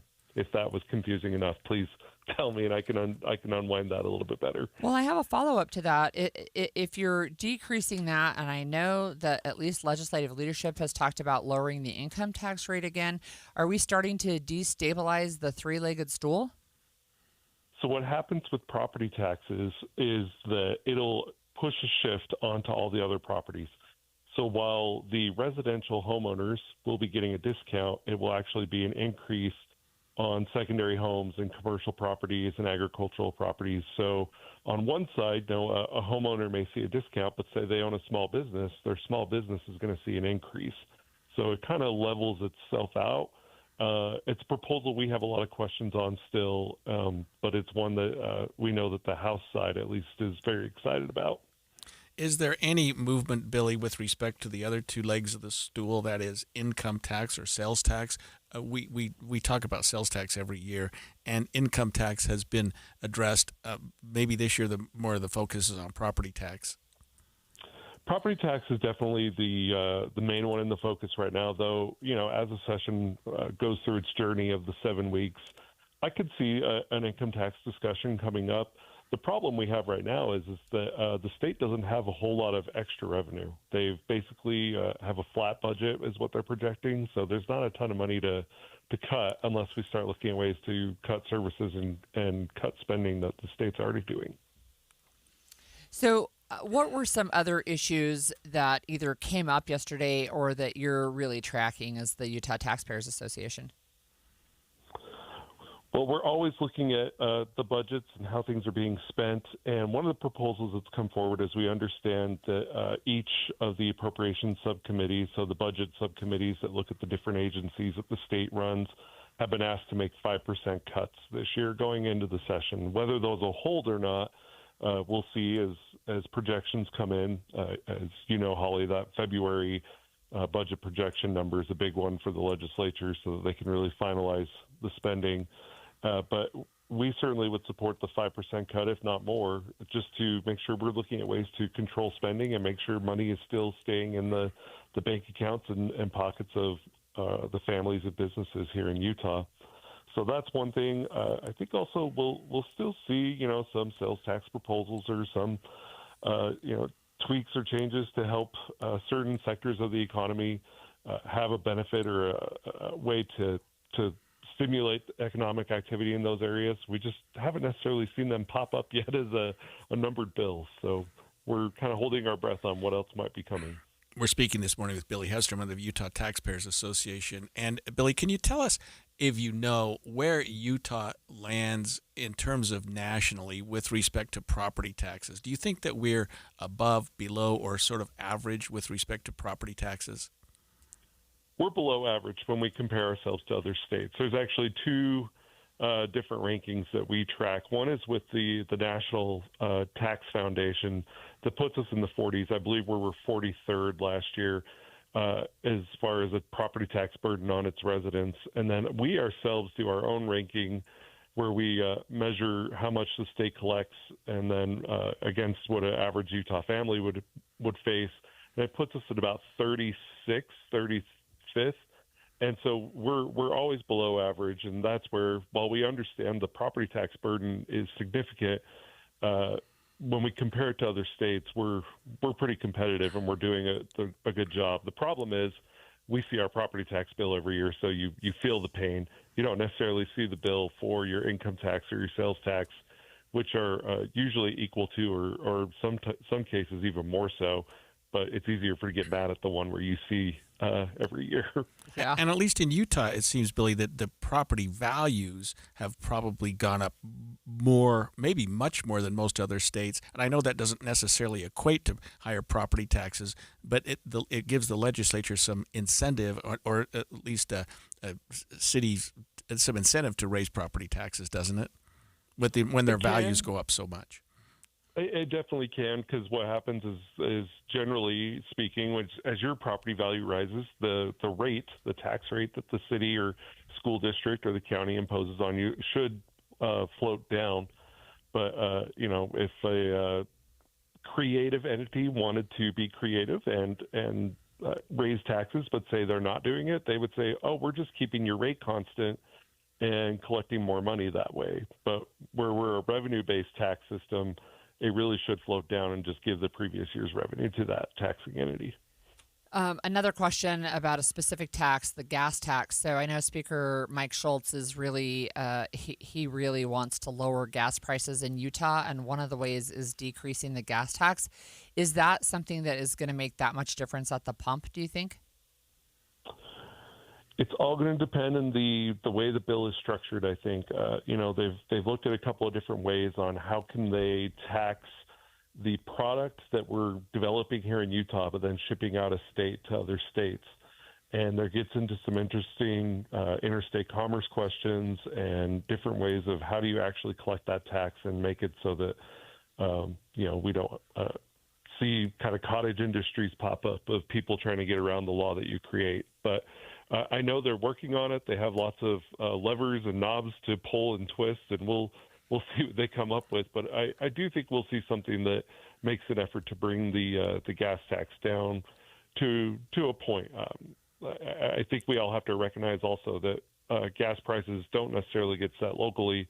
It's an international market, and there's some factors at play there that we really have no control over. And finally, Billy, we've only got time for one more question, but we haven't talked too much about sales tax. Is that going to be on the agenda at all, do you think, this year? There's some minor proposals at the moment. We know of one that's already popped that's looking to allow cities in rural Utah to create an additional 0.5% sales tax for infrastructure for local police agencies. So maybe they need to build a radio network or work on their the police station or whatnot. There's some things like that might pop up, but there's been a lot done with transient room taxes and different ZAP tax and sales tax things over the last few years. I think that might be an area where everyone's saying, let's take a break and see what we've done and see if there needs to be tweaks in the future. Thank you very much. That was Billy Hesterman, Utah Taxpayer Association president. It is a tough issue every year when we deal with taxes, and Utah has been, Holly, it seemingly ahead of the curve. We've had extra money, we've had extra revenue. It seems like that's not the case anymore. So the idea of continuing tax cuts probably not as. But the issue is, what programs do you want to have go away? Right. That's one of the concerns. That's a tough of course. one. Yeah. Well, we have a special half hour coming up after the break, and from our sons and brothers and husbands, more men are struggling with a sense of disconnect. A Utah Symposium took that issue on. We'll share what's been uncovered when we come back. 10:30 at KSL News Radio. I'm Andy Farnsworth. KSL's top story this hour. A Utah teacher has filed a lawsuit against the Utah Education Association, saying they've been misleading members about how their union fees are used. KSL News Radio's Brianna Willis reports. The lawsuit says there are 6 instances in the past year when UEA stated their fees are not used for political activities while donating to organizations that promote political causes. American Fork teacher Cole Kelly tells the Deseret News it's important for teachers to know what their money is used for. The suit points to a requirement that union members join the National Education Association, an organization the suit says supports Emily's List, a Democratic committee. Our top national story this hour from ABC News. The Supreme Court will hear a case involving a West Virginia transgender track team member named Becky Pepper Jackson. She filed a lawsuit against the state to try and continue competing with her high school team despite a ban on transgender athletes. Here's ABC News senior Washington reporter Devin Dwyer. The state of West Virginia is standing firm. They are going to be arguing vigorously today that sex and gender identity are not the same thing. That's the heart of their argument, that nowhere in the law prohibiting discrimination on the basis of sex do they say gender identity. And they also go on to argue that it's simply unfair and unsafe to have transgender girls competing against cisgender girls in girls' sports. It will likely set a precedent that will affect all states. Your money at this moment, the Dow down 295.6% to 49,297 right now. Coming up, cold and hazy for the next several days. KSL weather's next. KSL News Time, 10:31. The sources where we get our news matters. When you listen to Utah's Morning News, we want you to feel the stories are important to you and trustworthy. This is Amanda Dixon. And I'm Andy Farnsworth. Join us weekday mornings on KSL News Radio. Every January, Duke's Jewelers celebrates another year serving the Springville community. And this year, they're doing it in a big way. It's the anniversary sale. And for 3 days only, January 22nd through 24th, all jewelry in the store is 50% off. That's right, half off everything in the case. Diamonds, gold, colored gemstones, signature pieces, everyday favorites. If it sparkles, it's on sale. And that's not all. For those dreaming up something one of a kind, special orders, custom design projects, and all watches are 25% off. Duke's Jewelers is proud to be a 4th-generation family-run business. And this sale is the Duke's way of saying thank you for supporting local, choosing Main Street, and trusting Duke's Jewelers with your most meaningful moments. But don't wait. These savings last just 3 days. January 22nd, 23rd, and 24th. Visit Duke's Jewelers on Main Street in Springville and shop the biggest sale of the entire year. Duke's Jewelers. Elevate every moment. Some exclusions apply. I'm Ed Evans, CEO of Consumer Cellular. No, we're not one of the big guys. Truth is, we don't want to be. If you're over 50, Big Wireless probably has you paying for more data than you might need. You could be throwing away thousands over a lifetime. Our entry-level data plans start at just $20 a month. And for a limited time, switch and get your second month free. Call 1-888-FREEDOM, visit consumercellular.com or a store near you and get your second month free today. Plans include $5 credit for auto pay and e-billing. See site for additional details. Are you 50 or older? This news is for you. The CDC recommends you get vaccinated against pneumococcal pneumonia. Even if you're healthy, your age puts you at risk. People 50 or older are over 6 times more likely to be hospitalized with pneumococcal pneumonia compared to adults 18 to 49. Just one shot can help protect you. Learn more and schedule at vaxassist.com. That's VAXassist.com. Sponsored by Pfizer. The Salt Lake Chamber is Utah's voice for business. Okay, that sounds great, but what does it really mean? Well, as Utah's largest and longest-standing business association, they support and champion community prosperity throughout the state. And if you're in business, well, that's a very good thing for you. Be sure to listen to the Chamber's Speaking on Business, weekdays at 7:20, 11:55, and 5:20 p.m. on KSL News Radio. Traffic and weather together brought to you by UCCU. Supercharge your savings at uccu.com. Here's Ricky Meese. It's a good-looking drive on all the Valley freeways and our main secondaries, and good news traveling between Heber and Provo. Highway 189 Provo Canyon open in both directions once again near Deer Creek. New year, new home ideas. The South Jordan Home Show is this weekend at the Bastion Agri Center. Meet local contractors, explore the latest in home improvement, and save time and money. Free admission and parking. Details at southjordanhomeshow.com. Ricky Meese in the KSL Traffic Center. KSL weather today is going to be hazy with this inversion setting in. We're going to have cold temperatures. In fact, we're not going to get above 43 for the next 7 days, according to the forecast right now. Only a high of 40 today and tomorrow. Right now, it's 30 degrees in Salt Lake City. I'm Andy Farnsworth. Actually, 36 degrees now. It's gone up a little bit. From the KSL Common Spirit Health Studios, listen online at kslnewsradio.com. We're Utah's news, traffic, and weather station. The all-new Inside Sources. Your inside access to the people and policies shaping Utah's future. Here are Greg Skordas and Holly Richardson on KSL News Radio. So more men and boys are struggling to find their footing. They feel disconnected, they feel unanchored, uncertain, in some cases hopeless. And it's not just a national problem, it's also right here in Utah. We're talking about our boys, our husbands, dads, brothers. It's a trend with some pretty serious consequences. And we have with us right now Lois Collins from the Deseret News, who was at a symposium last week where they talked about this issue. And Greg, we've talked about this trend before, too, with even some of the Sutherland Institute research. We've had them on talking about what they were finding with Utah men feeling disconnected. I think it's helpful to talk about this from the perspective of men because we don't think of it that way. But I was surprised, and we'll learn more from Lois in just a minute, at the number of men who do feel like they're not part of the equation, who I'm almost like their purpose, trying to figure out what that is or what that means. You know, I remember a conversation with you and I on this show also where we talked about pilots, for example, and how they hide mental health struggles so that they're not taken off duty, right? They want to be able to keep their jobs, and so they don't even, they hide any mental health struggles, which could put potentially people at risk. So, Lois, tell us about the symposium that you attended. So Sutherland Institute held this symposium and brought in Richard Reeves from the American Institute on Men and Boys, and they brought in Ian Rowe, some other experts, to talk for about a half day about this, and lots of panels. It turns out men are struggling in a lot of ways.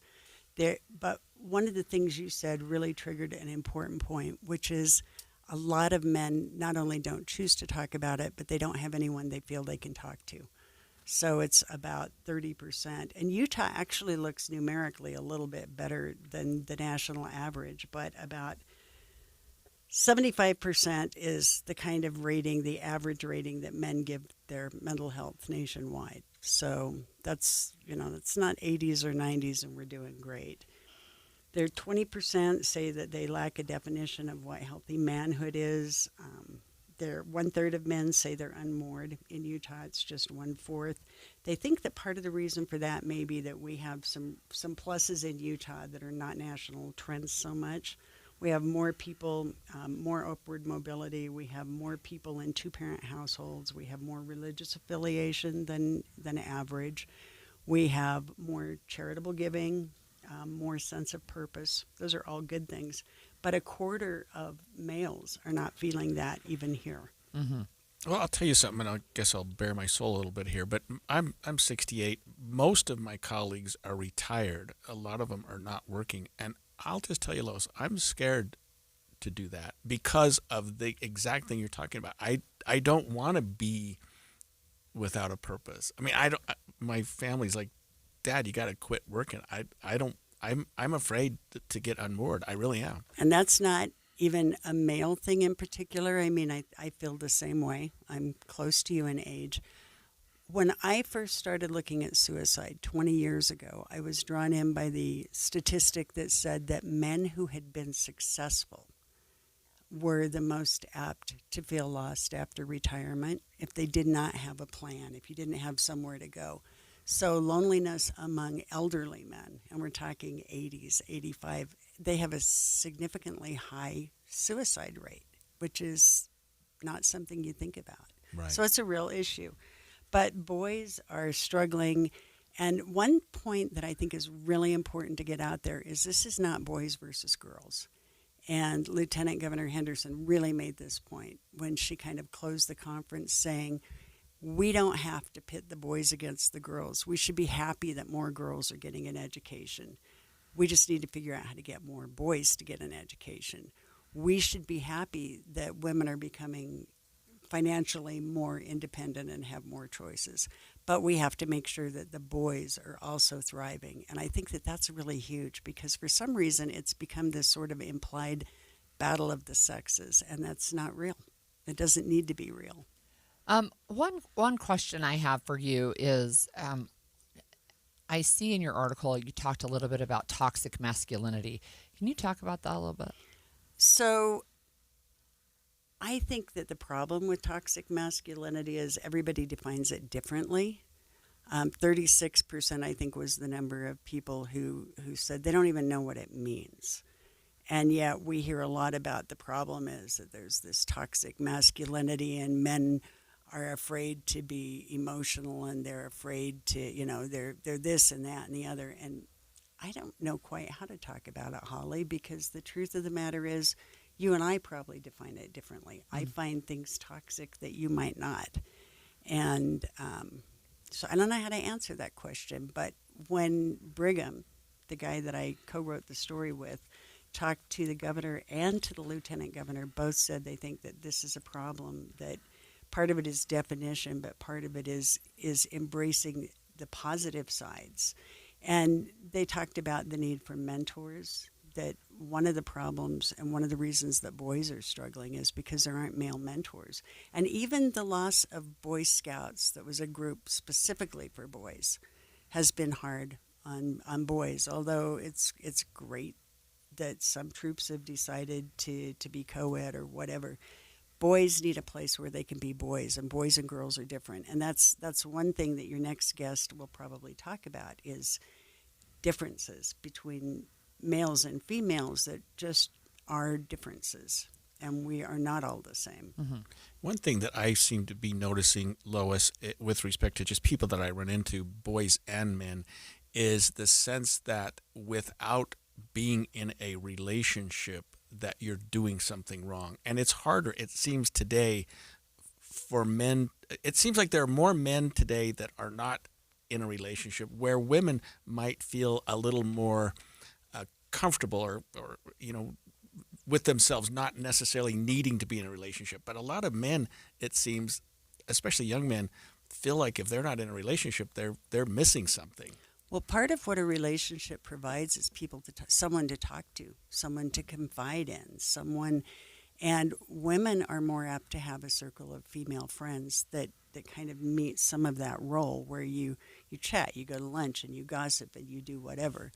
And men admit I think it was, I'm going to get the number wrong, but I think it was like 15% of men said they did not have a single good friend. And that's problematic if you don't have someone to talk to and to kind of unload to. So that's part of the relationship. Yeah. It's not all of it, but it's part of it.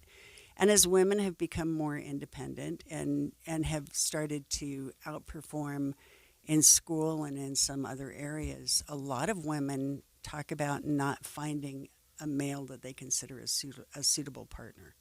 So the answer to that is probably to help men become suitable partners. I don't know. There are a lot of ways that we could help out. We could be, and it's not something that policy has to do either. Right.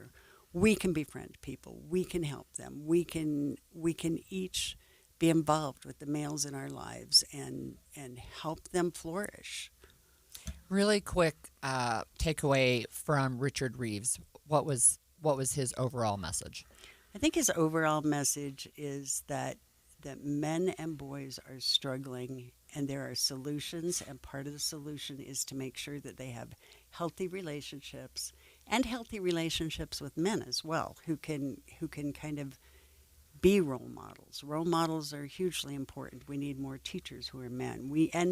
And boys need a place to be boys. All right. Thank you for joining us. I think when we come back, we're going to be talking with the founder of I Love You Bro Project, which is it's a group working to break the stigma and prevent suicide through some real conversations. So we're going to take a look at that when we come back after the break.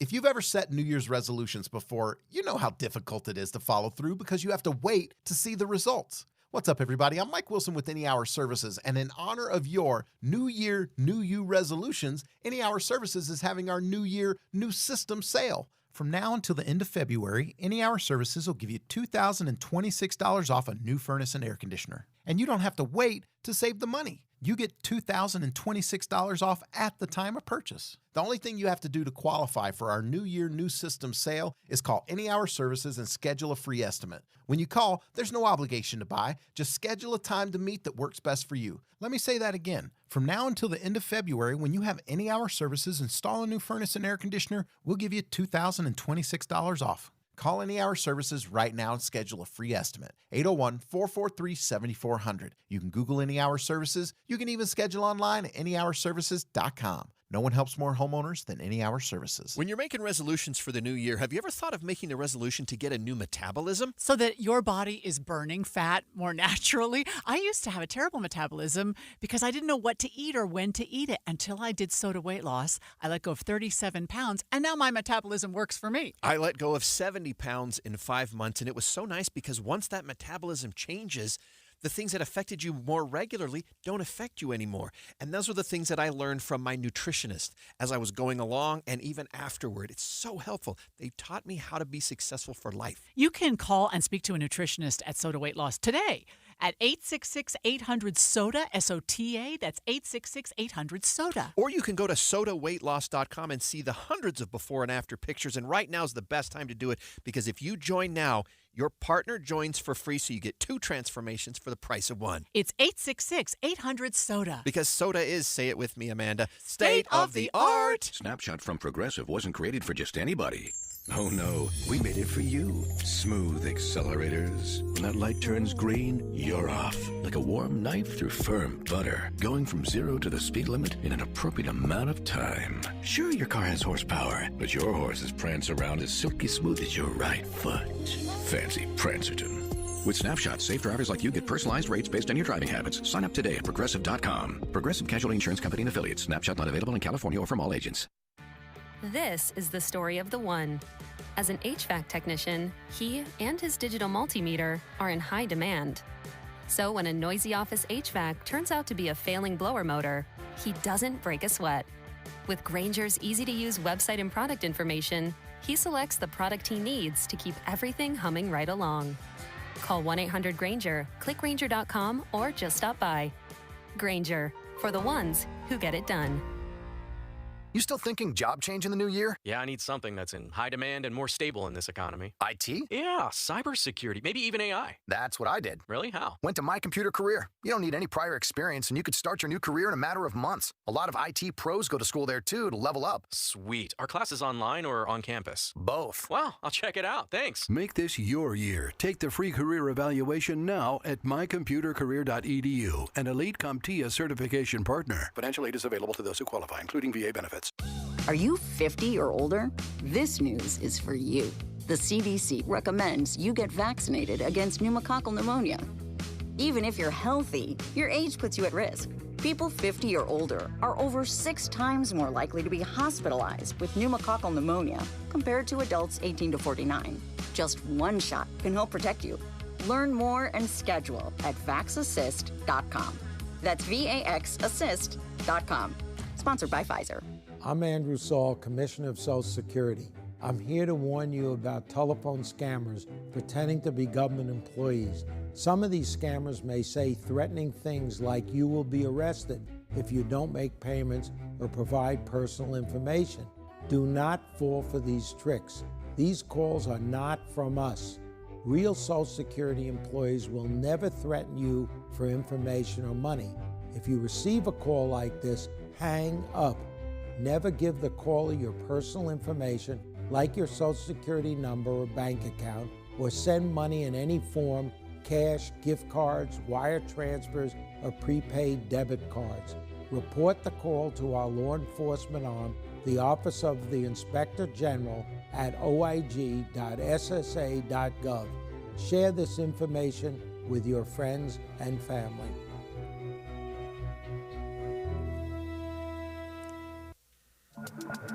And expanded Inside Sources. I think it's something we don't talk about enough, and that's men's mental health. So we have been talking about how across the country and in Utah, more men are struggling with feelings of isolation, disconnection, being unanchored or unmoored. The consequences can really be devastating. We're going to take a deeper look into the challenges that men face and why it's so important to talk about it. Yeah, and so we have with us this morning Joe Tuiana, CEO and founder of the I Love You Bro Project, focused on evidence-based mental health and suicide prevention for men. Joe, thanks for joining us this morning. And let me just say something at the outset. When I read about you and what you're doing during the last break, I have a friend who is struggling right now, and I just sent him a text that said, "I love you, bro." I did. Oh, man. I did. I just had to. That is perfect. That is perfect. Thank you guys for having me on. It's suicide prevention, guys. It's pretty simple. I know it sounds very intimidating to a lot of, just the word suicide, is very intimidating, a lot of stigma attached to it. But suicide prevention starts with those easy check-ins. Oh, you crossed my mind. You've been on my mind. Those types of texts, that phone calls. And it can just be something simple. Of course, the one that I always lean into is "I love you, bro." Can you tell us a little bit about the I Love You Bro project? How did it get started? Yeah, so I'm from Lehigh, so was here in Lehigh back in 2022. My girls and I were on our way to one of their basketball games, and to get there, we had to cross this overpass here. And we're just, again, driving. I had double pneumonia at the time. I was very much not in a place to help anyone, even myself. And so we passed this. I call every guy bro. So I passed this bro. So if you hear me say bro, it just means man in every sense. So I passed this bro who was in a suicide crisis, and I had this kind of come to Jesus moment where I was just going to be like, I keep driving, go to this game, or if I was going to actually do something to help. And so I pulled over and helped him in his time of need using the words "I love you, bro." And my arms reached out to him, and only using the words "I love you, bro." So when you're talking about sending a text to someone who might be struggling, that was literally the only thing I said to him during this suicide prevention experience. And so with outstretched arms and saying "I love you, bro," I was able to love him off the ledge and sit and be present with him and just cry with him. That led to him connecting with me later, and we had him over for dinner, and his little son and his mom, and just let him vent and just see what kind of got him to that point. And just a normal guy with a couple terrible things happening to him in a short amount of time that could put anyone into a suicide crisis. And so Googled some resources, or I should say we tried to find some together here in Utah, and we found some general campaigns for suicide prevention, but nothing specific for men or for him, what his needs were. And so I was thinking, man, I think I could start something for him, just a group of my buddies and maybe some family members where we could get together and and just talk and connect, for him. And so I had a buddy who was in my fantasy football league for the last 20 years. I knew he was a therapist. I reached out to him, hey, could we use your space just to have this little group for him? And he's like, yeah, go ahead. And it started with this one support group in Provo for him. And soon enough, we had men showing up who I didn't even know, and I'm like, who are these people? Who are these guys coming? And it just turned out that, his needs were very close to the needs of men, a lot of men in our community. And so from that time to now, I went from that one support group with just me and Aaron and some of my own friends to now, by the end of this year, we'll have 14 weekly support groups for men throughout the state of Utah, giving them a safe place to share and open up, being a little bit vulnerable, and connect with other men through their mutual challenges.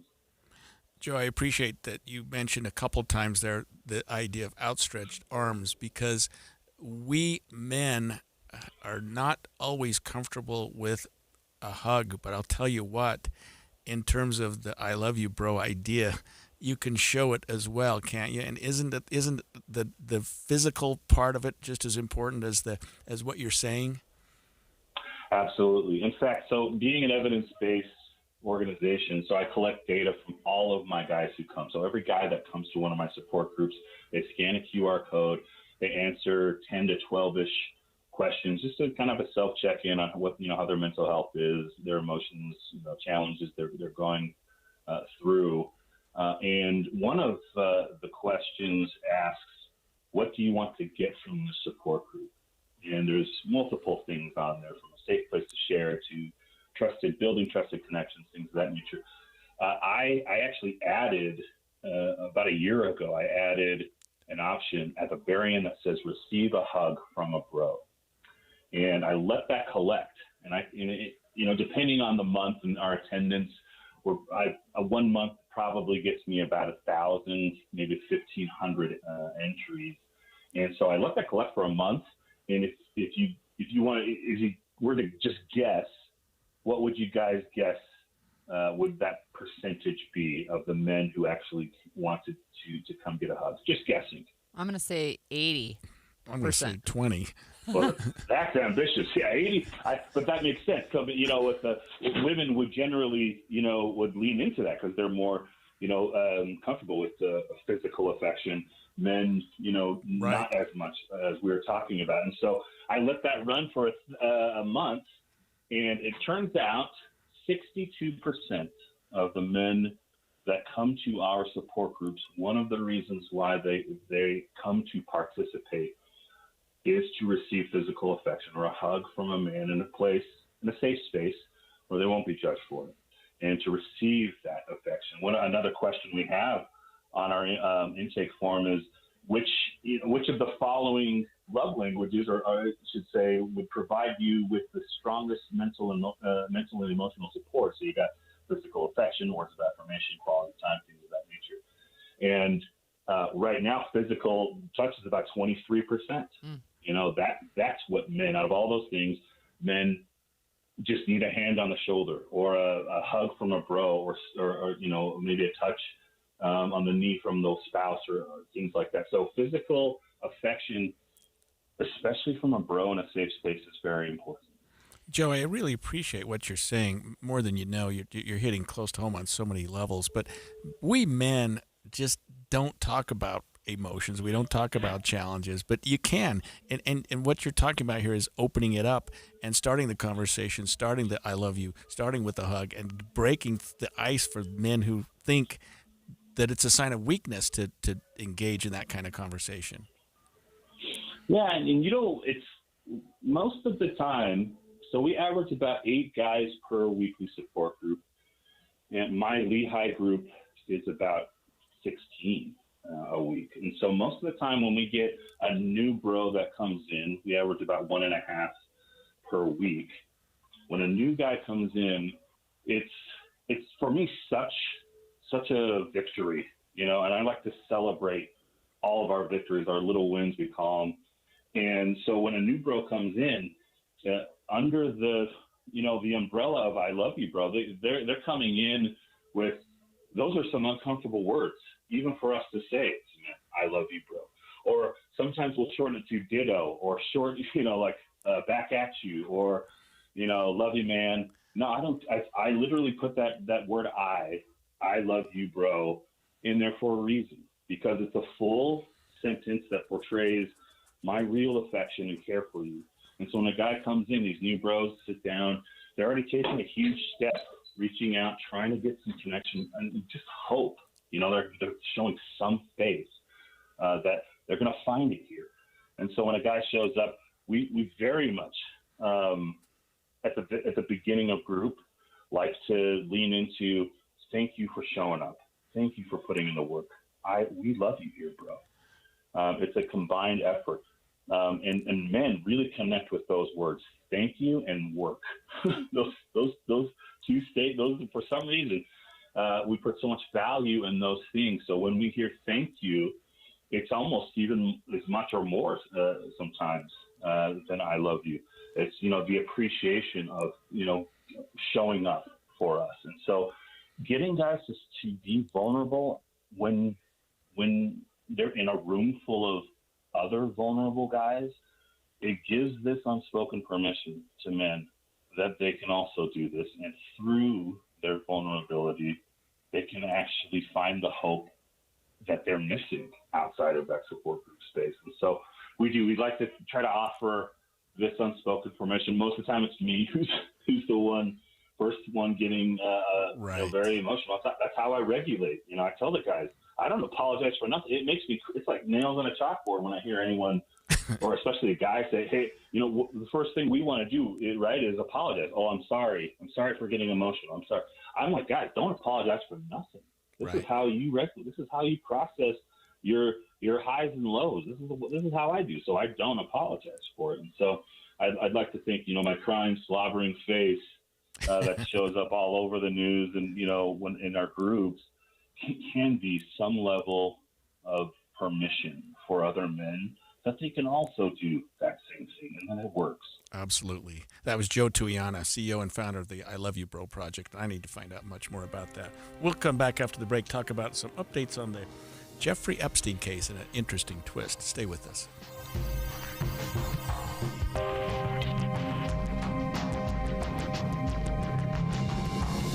KSL FM Midvale. KSL Salt Lake City. From the KSL Common Spirit Health Studios, this is KSL News Radio, Utah's news, traffic, and weather station.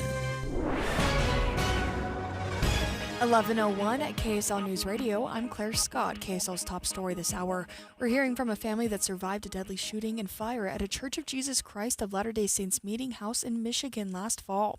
Bridger and Lindsay Frampton spoke with KSL TV 4 months after the attack on their church building in Grand Blanc. Today they say they believe they had help navigating the chaos and pain. We weren't alone. There's a lot of miracles that played out. And I think our kids were inspired and protected. The Frantons and their 5 kids today say they're grateful to be alive and are working to heal. Our top national story this hour from ABC News. At least 2,000 people have died in protests in Iran. More from ABC's Patrick Reevell, who says there's also an internet blackout in the country. In Iran, meanwhile, the blackout there continues, the internet blackout, which makes it still very difficult to know for sure exactly what is going on there. But the authorities have eased restrictions slightly so that phone calls have been possible, which means some information has been leaking out. An independent group called the Human Rights Activist News Agency has been tracking the numbers. It says most of the dead over more than 2 weeks of protests were protesters and 135 were government affiliated. Your money at this moment, the Dow is down 359 points. The S&P is down 27 points. And coming up, temperatures steadily rise. KSL weather is next. KSL News Time, 11:03.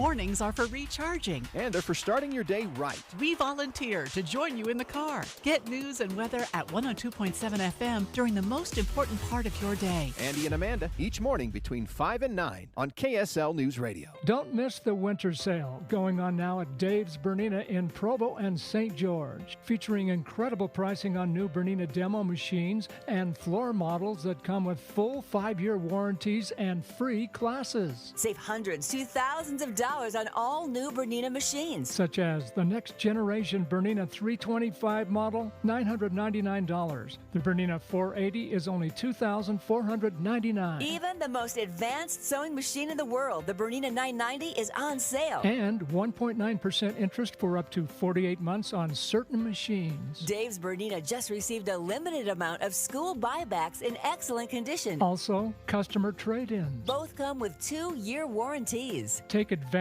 of 25% off on all Bernina cabinets and furniture. Dave's Bernina, 691 East St. George Boulevard and 2017 North 550 West in Provo.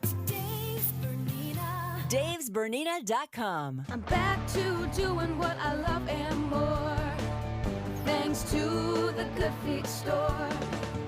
Does it feel like someone's stabbing a knife into your heel? Or does your lower back give you problems as the day goes on? The Good Feet store wants to help you, like we helped Ann. Every time I stood up, pain just shot up my legs. Fortunately, I found the Good Feet store. I went to them after my doctor diagnosed me with plantar fasciitis. And now, thanks to the Good Feet store, I'm 100%. Wouldn't it be nice to get back to doing what you love, like Patrick did?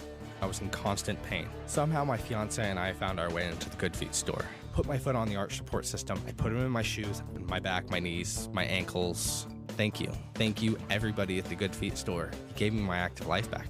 Learn more or schedule an appointment at goodfeet.com and come in and get your free personalized fitting at the Good Feet store. We have locations in Farmington, Riverton, and Sandy. Thanks to the Good Feet store. Traffic and weather together every 10 minutes on the 9s, brought to you by UCCU. Transfer savings, earn more. UCCU, love where you bank. Here's Ricky Meese. We do have a quiet drive with no problems on the Valley freeways and main secondaries.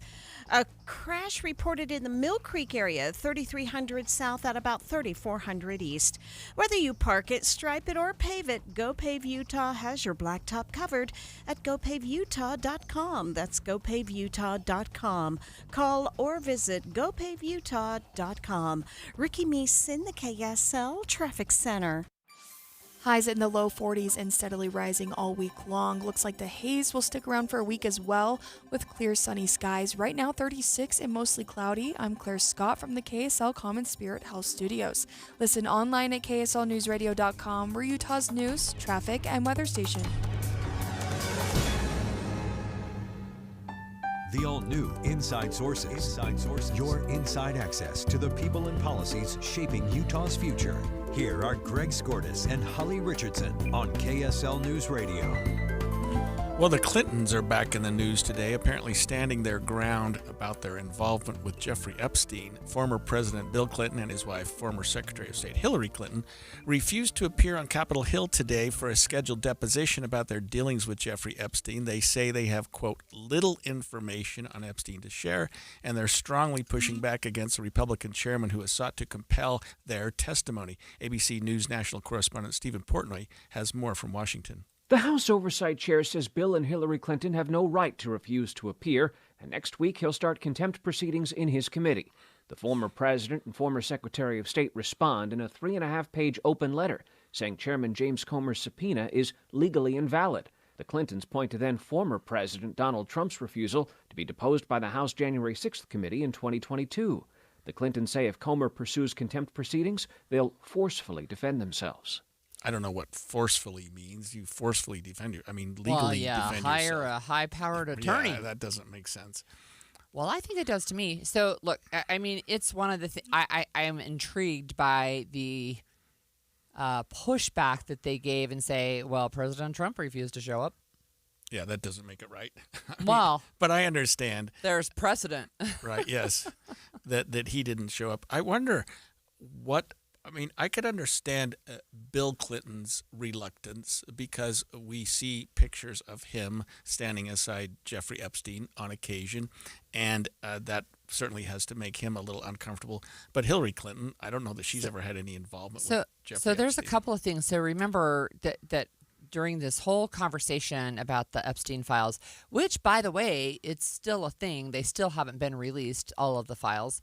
But Bill Clinton has said, go ahead and release them all, right? And his supporters have said, if he's in there and he needs to go to jail, we know he's in there, but if he needs to go to jail for his behavior, then bye-bye Bill, right? But part of their letter, they said, we've tried to give you the information, the little information that we have, and we've done so because, quote, Mr. Epstein's crimes were horrific. If the government didn't do all it could to investigate and prosecute these crimes for whatever reason, that should be the focus of your work. To learn why and prevent that from happening ever again. There's no evidence you're doing so. Yeah, and they're claiming, Holly, that James Comer, he's the House Oversight Chair, his subpoena is legally invalid, and I don't know what they mean by that. I mean, they can't just say, well, Trump didn't show up for his, so therefore it's invalid. I mean, it has to have some on its face has to be invalid. Maybe it's for an improper purpose, or maybe they're going to file something. But I think just not showing up and saying "come at us" is inviting them to come at them, and they will start some proceedings, I assume. I mean, it's interesting. So one of the things that a story I'm looking at on ABC News points out is that Bill Clinton has not been accused of wrongdoing and denies having any knowledge of Epstein's crimes. Now, I would say wrongdoing in relation to Epstein, right? I mean, there's a whole nother conversation to be had there. But no Epstein survivor or associate has ever made a public allegation of wrongdoing or inappropriate behavior by the former president in connection with his prior relationship with Epstein. And then former Secretary of State Clinton has no personal knowledge of Epstein or Maxwell's criminal activities, never flew on his aircraft, never visited his island, cannot recall ever speaking to Epstein. So it's interesting, right, that it seems like a diversion to me. It's like, really, you've got over 1 million files still to be released, and yet you're going after Bill Clinton instead of Bill and Hillary, instead of actually releasing the files like you were ordered to, feels like a long time ago. So if in fact Hillary Clinton, as you said just a minute ago, never met him, never talked to him, never had a conversation with him, it would seem that it would be a very easy deposition for her to attend. And I don't know that the depositions were appropriate at the outset. Risking being held in contempt of Congress by not showing up for a scheduled deposition is certainly an issue and a problem that I would think both Bill and Hillary would want to avoid, especially in as much as Hillary doesn't have anything to say anyway. Go to the deposition and say, I don't know what you're talking about. I never met the guy. And it's a very short deposition probably. Yeah, it's just, I mean, that's really interesting, but they're just like, no, I'm not going to come. So they didn't. And you know, how would a contempt charge proceed from a legal standpoint? Well, so if you're in contempt of Congress in this case, I mean, I deal with contempt of court issues, but if you're under a valid subpoena, and that's their question, is not legally valid. So if it's invalid, everything I'm about to say is of no consequence. But if you are served with a valid subpoena for a legally established organization to talk to you and you don't show up, you're in contempt. Contempt can have civil and it can have potential criminal consequences. Civil means you could be fined, you could have to pay some sort of punishment. Criminal means you could be held in custody until you comply with the subpoena. So it's probably not a criminal one. Well, I don't know what they're going to do. Congress is not going to be very happy. They're going to start contempt proceedings. We'll see which way they go.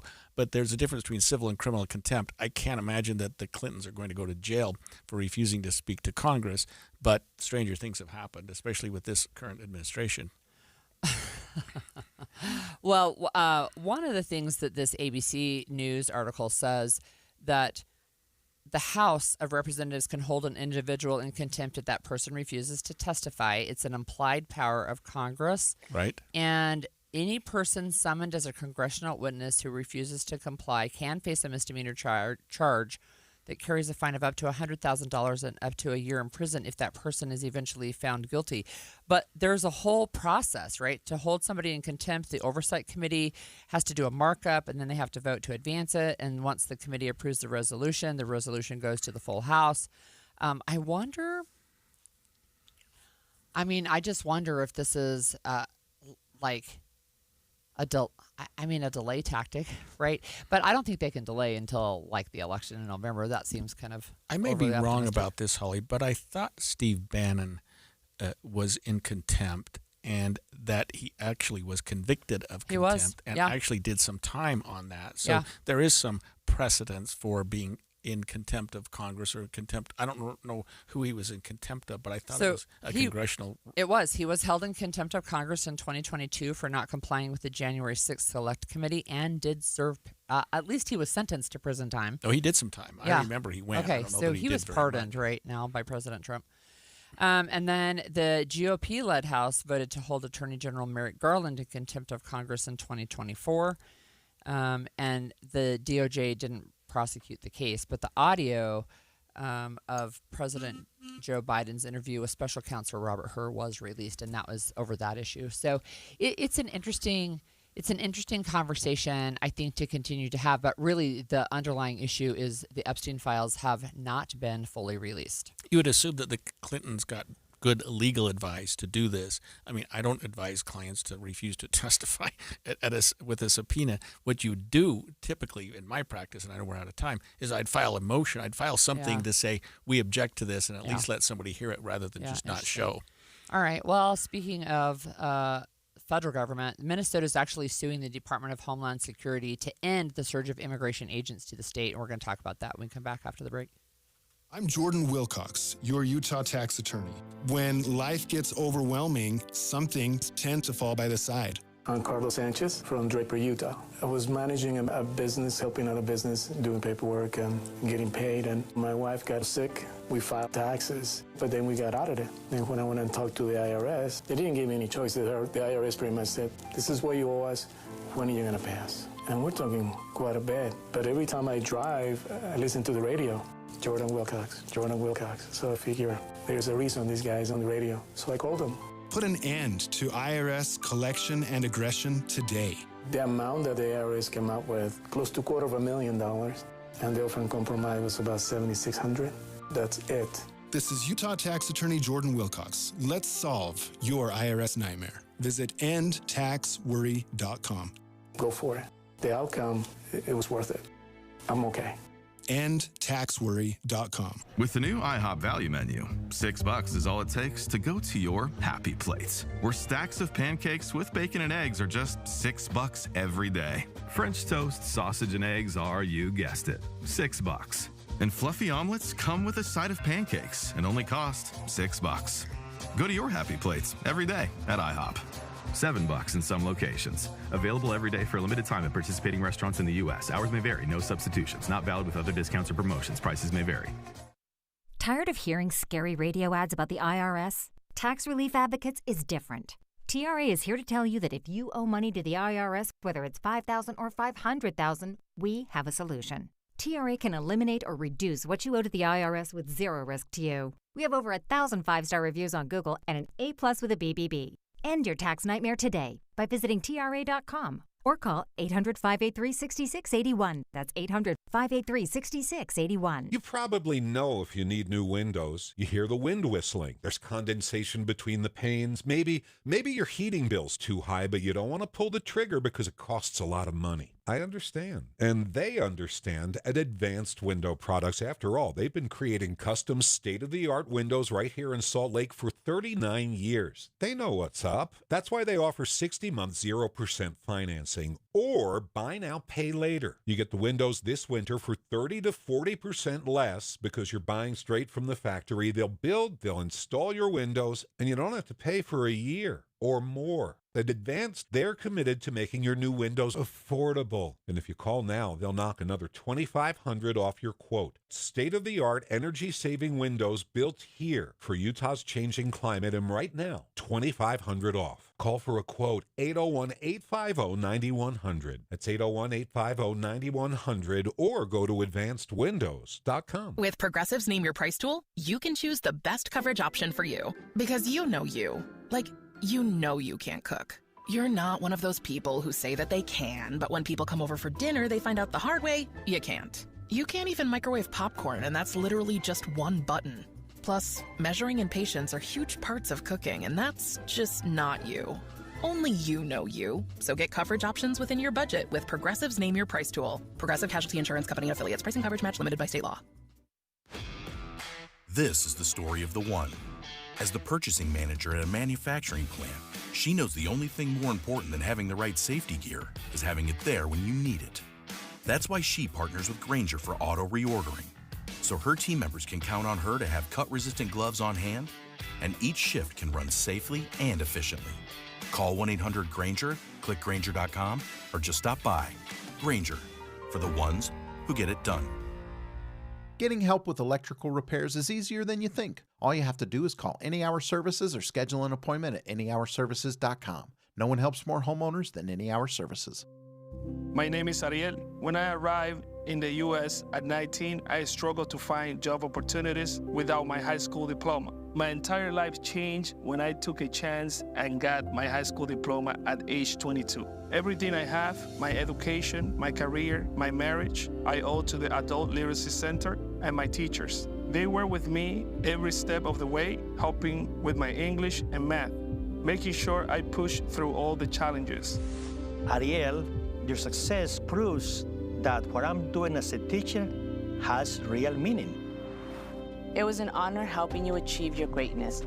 Now you're helping others achieve theirs. It inspires me. Education was the key that unlocked all my opportunities. When you graduate, they graduate. Find free and supportive adult education centers near you at finishyourdiploma.org. Brought to you by Dollar General Literacy Foundation and the Ad Council. And expanded Inside Sources. Inside Sources. Well, we're learning today that the state of Minnesota is now suing the Department of Homeland Security to stop the surge of immigration officers being sent to the state. Their Attorney General Keith Ellison announced that on Monday, and it comes just as the Department of Homeland Security is apparently preparing to send 1,000 additional immigration officers to Minnesota, with hundreds expected to be deployed as soon as Monday, sources told News Nation. The Attorney General said the following: "We believe the Trump administration is targeting Minnesota because of our political views, saying the lawsuit is a First Amendment issue." So one of the things that's interesting to me about this is when the mayor, Minneapolis Mayor Jacob Frey, announced it, that they were talking about this, he mentioned the state of Utah, which was interesting to me. He did. We are not asking ICE not to do ICE things. We are asking this federal government to stop the unconstitutional conduct that is invading our streets each and every day. And he talked about other states, including Utah. I played the wrong soundbite there. I know. But you know, he's been he's been on the front edge of this from the very beginning, based on comments he made right after that shooting of Renee Good last week. And people have been following his every word. So it's no surprise, really, that the state is coming in and saying we need to put a stop to this and filing a lawsuit. You know, doing whatever they can. Here's one of the things that I think we have seen over the last year. It's been just a little under a year since President Trump was sworn in for his second term. We have seen actions taken by the federal government and then lawsuits resulting. And I would say there have been a number of those where the courts have found that they've overstepped their constitutional authority. And so it doesn't surprise me at all that Minnesota has turned around and decided that they're going to sue the federal government, because it is one of the last, I guess, lines of defense for people who feel like the federal government's overstepping their bounds. When they announced the lawsuit, I mentioned the Minnesota Attorney General Keith Ellison did talk about the reasons that he thought this lawsuit needed to be filed. The Trump administration's decision to target Minnesota and Twin Cities is motivated by a desire to retaliate against Trump's perceived political opponents, who are the people of the state of Minnesota and Twin Cities, rather than any good faith concerns about immigration enforcement, public safety, or law enforcement. So again, it's interesting, right, that this is one of the things to pursue. And I had a question for you as an attorney. So J.D. Vance actually said we have agents, ICE agents, going door to door trying to, not targeted to specific people that they're looking for, but going door to door, knocking to see if anybody who lives in a house or an apartment or whatever, if they're here without documentation. And I wondered, is that a violation of the Fourth Amendment? Just to go door to door, it's not, because you don't have to open the door. Going to door with a warrant and going in the house would They don't have trigger warrants. the Fourth They're Amendment. knocking. Right. So knocking on a door, it's a voluntary encounter. It's not protected by the Fourth Amendment because the other party doesn't have to engage. Okay. It's not a search and it's not a seizure under the law.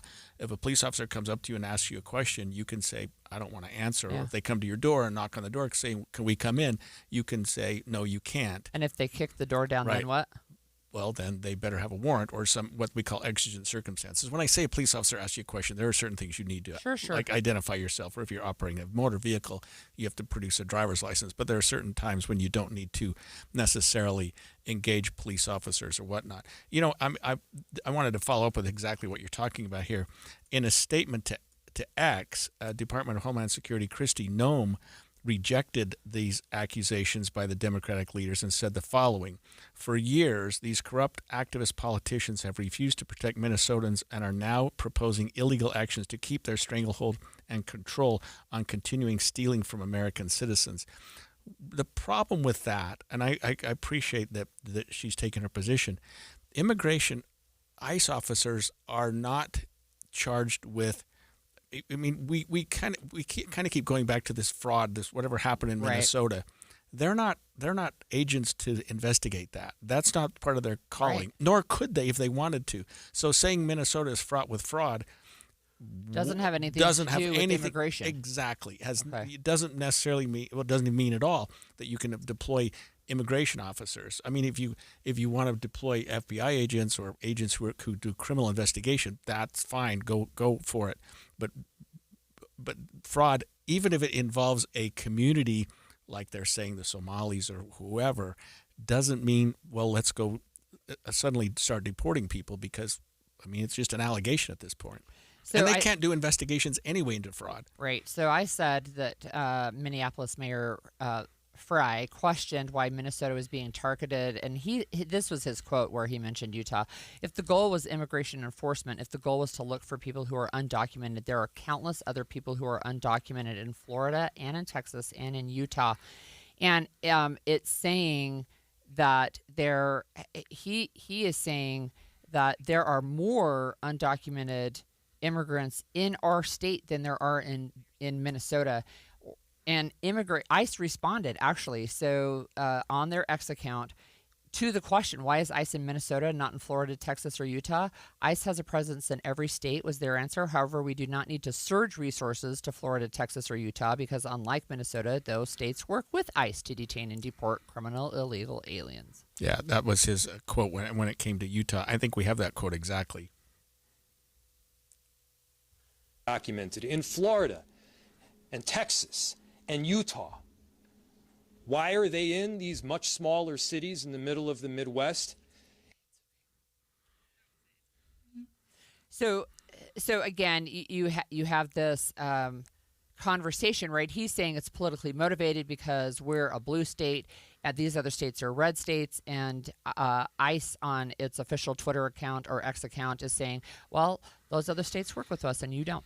Well, and we have a little bit of precedence for some things that are going on. I think Los Angeles and Illinois, California and Illinois, I forget, there was another one that filed a lawsuit against the Trump administration for deploying troops, and these are National Guard troops, saying that was an illegal activity. So far, those lawsuits have been upheld, it seems, and that there is some precedence. I know this is a little different because we're talking about immigration officers and not necessarily the National Guard to deal with riots. But in fact, I think this suit probably has a little more validity. Yeah, it's an interesting... I mean, I've said that a lot today. I think it's an approach that Minnesota has in their toolbox to use to say, look, why are you surging 3,000 agents right here in our state when we don't have that many undocumented immigrants? And certainly you can see that there have been ongoing protests. I mean, it seems almost like they grow every day. They've largely stayed peaceful, but they are protests, and that is a First Amendment right that people have to peacefully protest. This Minneapolis area and St. Paul, the Twin Cities, is a powder keg right now. It does. And one side ramps it up, another side ramps it up more. The Department of Homeland Security saying that this was an act of self-defense by an officer. Others are saying this was an act of murder by an officer. What do we do in response to that? Do we bring more ICE agents in? That's going to cause so much problem in that community because the community's already targeting ICE agents, right or wrong. They're following them, they're photographing them, they're getting in their face, they're getting in their space, and it's a form of protest. But there's And at its core, that may be what happened with Renee Good as a form of protest. Who knows what she was doing on the side of the road there? Well, I actually saw a news story today that said there was additional information, and she was part of a protest. She did just drop her 6-year-old off at school, but she was honking in her vehicle, and of course we know now that when the officer approached her car, she said, "It's fine. I'm not mad, bro." Right, and then she was killed, but. It's not just that case, right? There's other cases as well, and we already have at least a couple of cases where teenagers were tackled.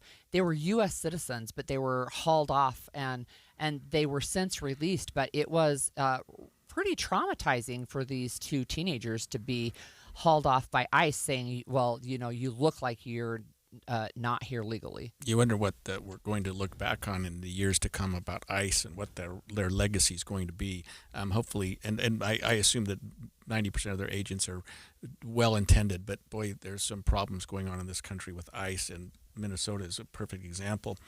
Parents, you'll want to stay for this next one. Advocates are sounding an alarm over the impact that technology is having on our kids' mental health, safety, and even their ability to connect. From digital addiction to the growing threat of sextortion, we'll break down the dangers lurking online and what you can do to protect your family after this. 11:30 at KSL News Radio. I'm Claire Scott. KSL's top story this hour. A model predicting dust levels from the Great Salt Lake is now publicly available, showing how air quality can be impacted the lower the lake gets. The map uses information from 2022 and works similarly to a weather forecast. So let's say that we got the lake up to average water levels, so that would be 4,200 feet above sea level. We could actually see how much will actually improve our air quality. University of Utah professor Derek Malia says this model helps people visualize the impact of losing the lake and can be used by policymakers to set goals on how full the lake should be for more surrounding communities' health. And our top national story this hour from ABC News. A bipartisan group of lawmakers are questioning the investigation into Federal Reserve Chair Jerome Powell. Republicans like Senator Tom Tillis of North Carolina say the probe undermines the independence of the Fed. The changes stem from comments Powell made about renovations to the Fed headquarters. These allegations come from a member of the House from Florida, Anna Paulina Luna, who made a criminal referral to the Department of Justice, alleging that Powell made false statements in testimony, not to her in the House, not even to her chamber, but to the Senate Banking Committee. ABC's Jay O'Brien reporting. Your money at this moment, the Dow is down 366 points, the S&P is down 23 points. And coming up, the haze sticks around. KSL weather is next. KSL News Time, 11:31. A reminder about the simplest way to get updated for your day. Hit your KSL preset when you jump in the car, and we'll take care of the rest. Hear key news updates and traffic reports. Andy and Amanda from 5 to 9 in your car. KSL News Radio at 102.7 FM. Do you have an IRA or 401k? It's natural to think of this as being your money, right? But remember, you still have to pay taxes when you withdraw this money in retirement. And you could be paying a lot more in taxes on these accounts than you know. A lot more. Learn the strategies that can help you reduce or eliminate your taxes in retirement. Don't miss a special edition of Retirement Solutions Radio. this Saturday afternoon at 3 o'clock, right here on KSL News Radio 1027. A 15-year-old girl who chewed through a rope to escape a serial killer. I used my front teeth to saw on the rope in my mouth. The killer prowled the Pacific Northwest in the early 70s. He's been convicted of murdering 2 young women, but suspected of many more. Maybe there's another one in that area. Follow and binge all episodes of Stolen Voices of Dole Valley, available now wherever you listen. 1-877 Cars for Kids. KARS Cars for Kids. 1-877 Cars for Kids. Donate your car today. 1-877 Cars for Kids. KARS Cars for Kids. 1-877 Cars for Kids. Donate your car today. Ready to get rid of that old car? Donate it to Cars for Kids. Call 1-877-CARS-FOR-KIDS to reach a friendly live agent. Donation is super easy, and your car can be picked up as soon as tomorrow. Call us now, 877-CARS-FOR-KIDS. That's cars with a K to donate your car today. 1-877 Cars for Kids. KARS Cars for Kids. 1-877 Cars for Kids. Donate your. Did you know you can donate real estate too? Go to carsforkids.org. That's carsforkids.org. Traffic and weather together every 10 minutes on the 9s, brought to you by UCCU. Supercharge your savings at uccu.com. Here's Ricky Meese. Crash-free and delay-free on all the freeways, including I-15, both directions between Ogden and Provo. But in Tooele County, we have a big problem on SR 36 Main Street, a crash going southbound at 2000 North. It will be blocking a right lane of traffic, but for right now, crews are holding back all lanes of travel. And once they're able to let you go, it'll be the inside lanes able to move through, but anticipate delays to build quickly. Common Spirit Hospitals, clinics, and caregivers, all connected to advanced health care in Colorado, Kansas, and Utah. Healthcare with human kindness is here. Hello, human kindness. Ricky Meese in the KSL Traffic Center. A high of 40 today with hazy skies and some cloud coverage. The rest of the week looks fairly similar, with highs creeping upwards, sunny skies, and inversion through the weekend. Right now it is 36 and mostly cloudy. I'm Claire Scott from the KSL Common Spirit Health Studios. Listen online at kslnewsradio.com. We're Utah's news, traffic, and weather station.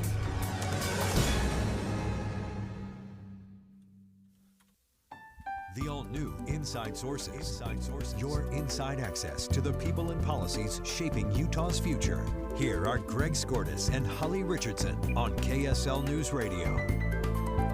Well, technology is everywhere, and while it connects us, it's also changing the way our kids feel, think, and interact, and it's a huge concern for the safety of our kids. Experts say the risks go far beyond screen time. We're talking about digital addiction, sextortion, and mental health toll of being constantly connected online.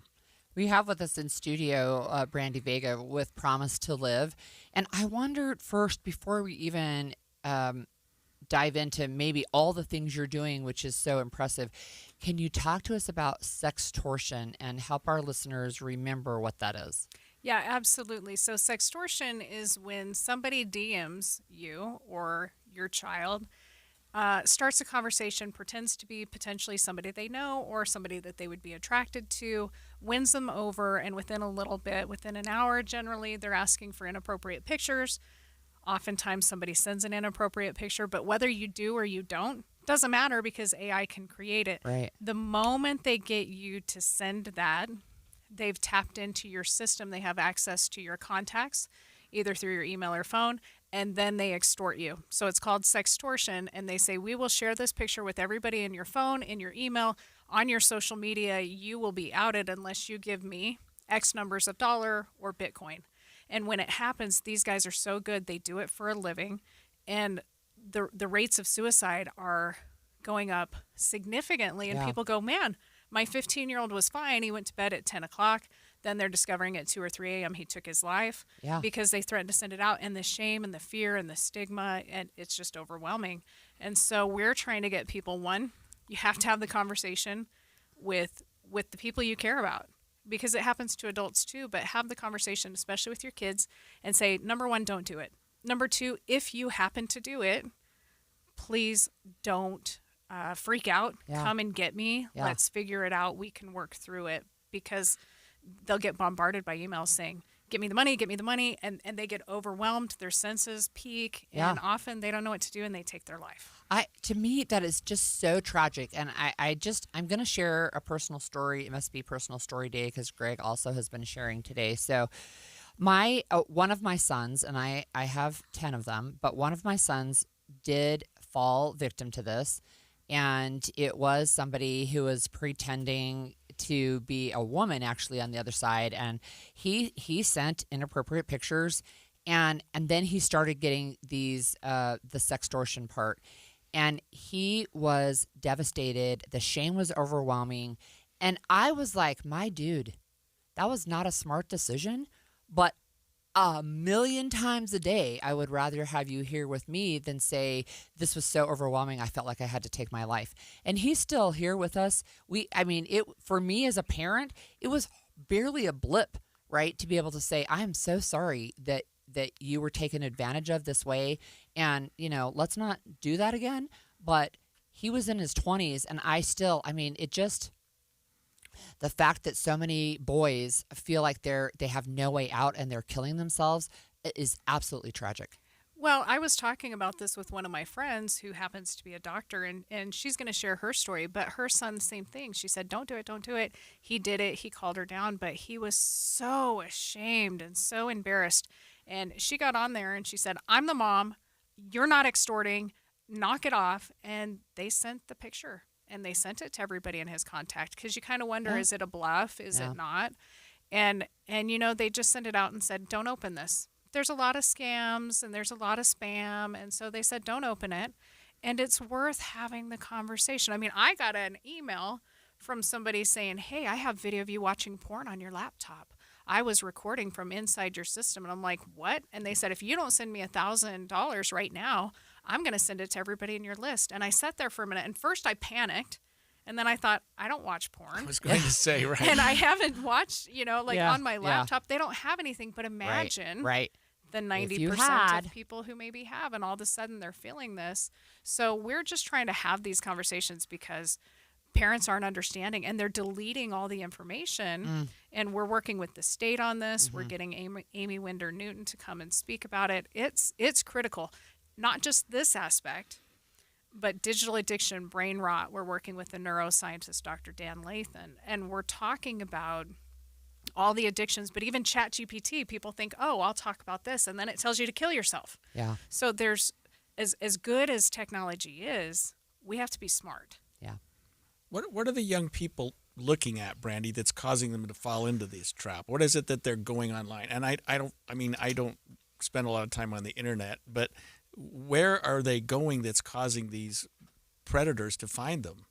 Is it everywhere? It's everywhere. Social media, video games. I mean, predators are finding people anywhere and everywhere. They get into the systems, and this is a business for many countries overseas, and it's terrible. In fact, I read a story this week about they go into these safe spaces and look for people who are struggling with their sexuality or LGBTQ community, and they try to find these young, impressionable people and get them to do terrible things, stream their death, take their life, extort them. I mean, it's ridiculous amounts, and you can't say, oh, it's just here. No, it's on all the social media platforms. It's on video game platforms.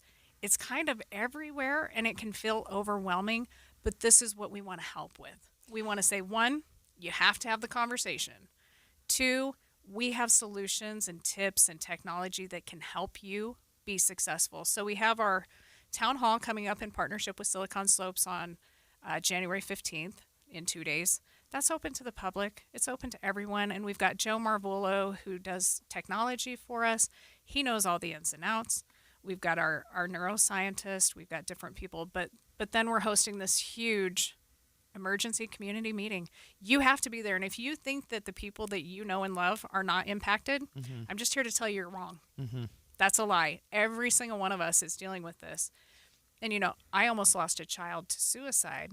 And when we dug in, we found out that there's a lot of black holes and a lot of communities and a lot of predators, and we have to protect them. So how can people find out more about these events that you just mentioned? Go to our website, promise2live.org, and under our events, you can see that. Our events are free. Okay. My mission as a mom and an entrepreneur in this community is that we help other people get educated, get tools and resources, get them vetted in one place, and that's kind of what we focused on with Promise to Live.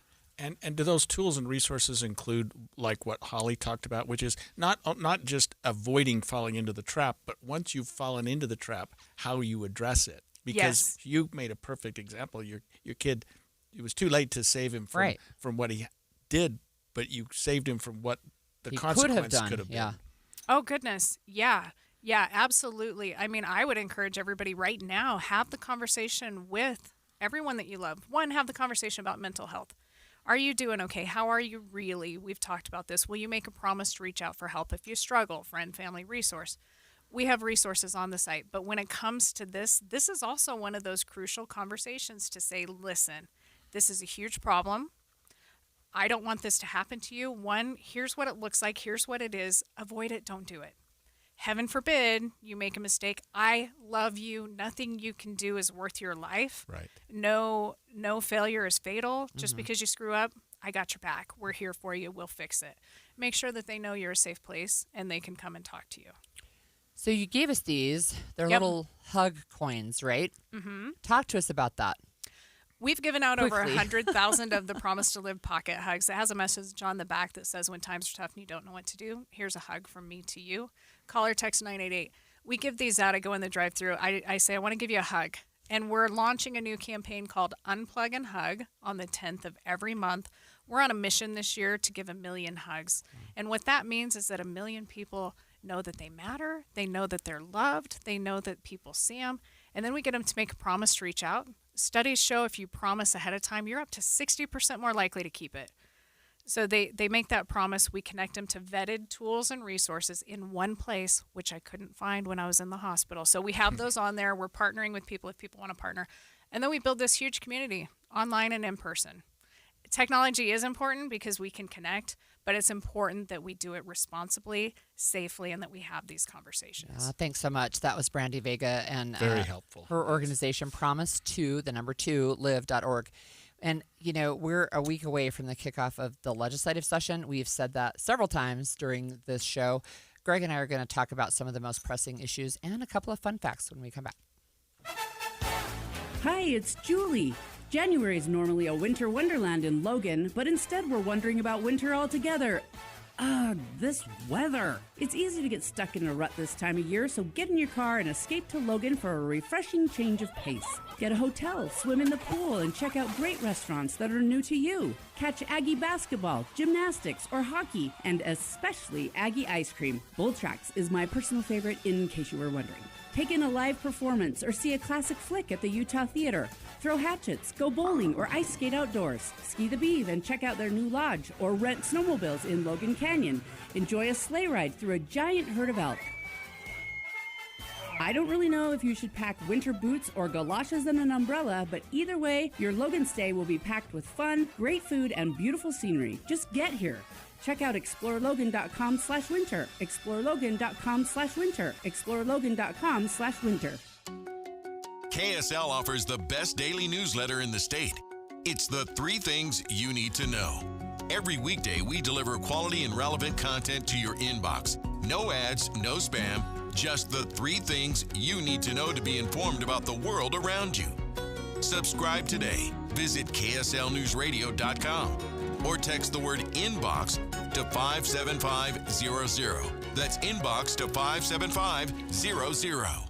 This message comes from Viking, committed to exploring the world in comfort. Journey through the heart of Europe on an elegant Viking longship with thoughtful service, destination-focused dining, and cultural enrichment on board and on shore. With small ships that bring travelers closer to the destination, there's more time to explore. And every Viking voyage is all-inclusive, with no children and no casinos. Discover more at Viking.com.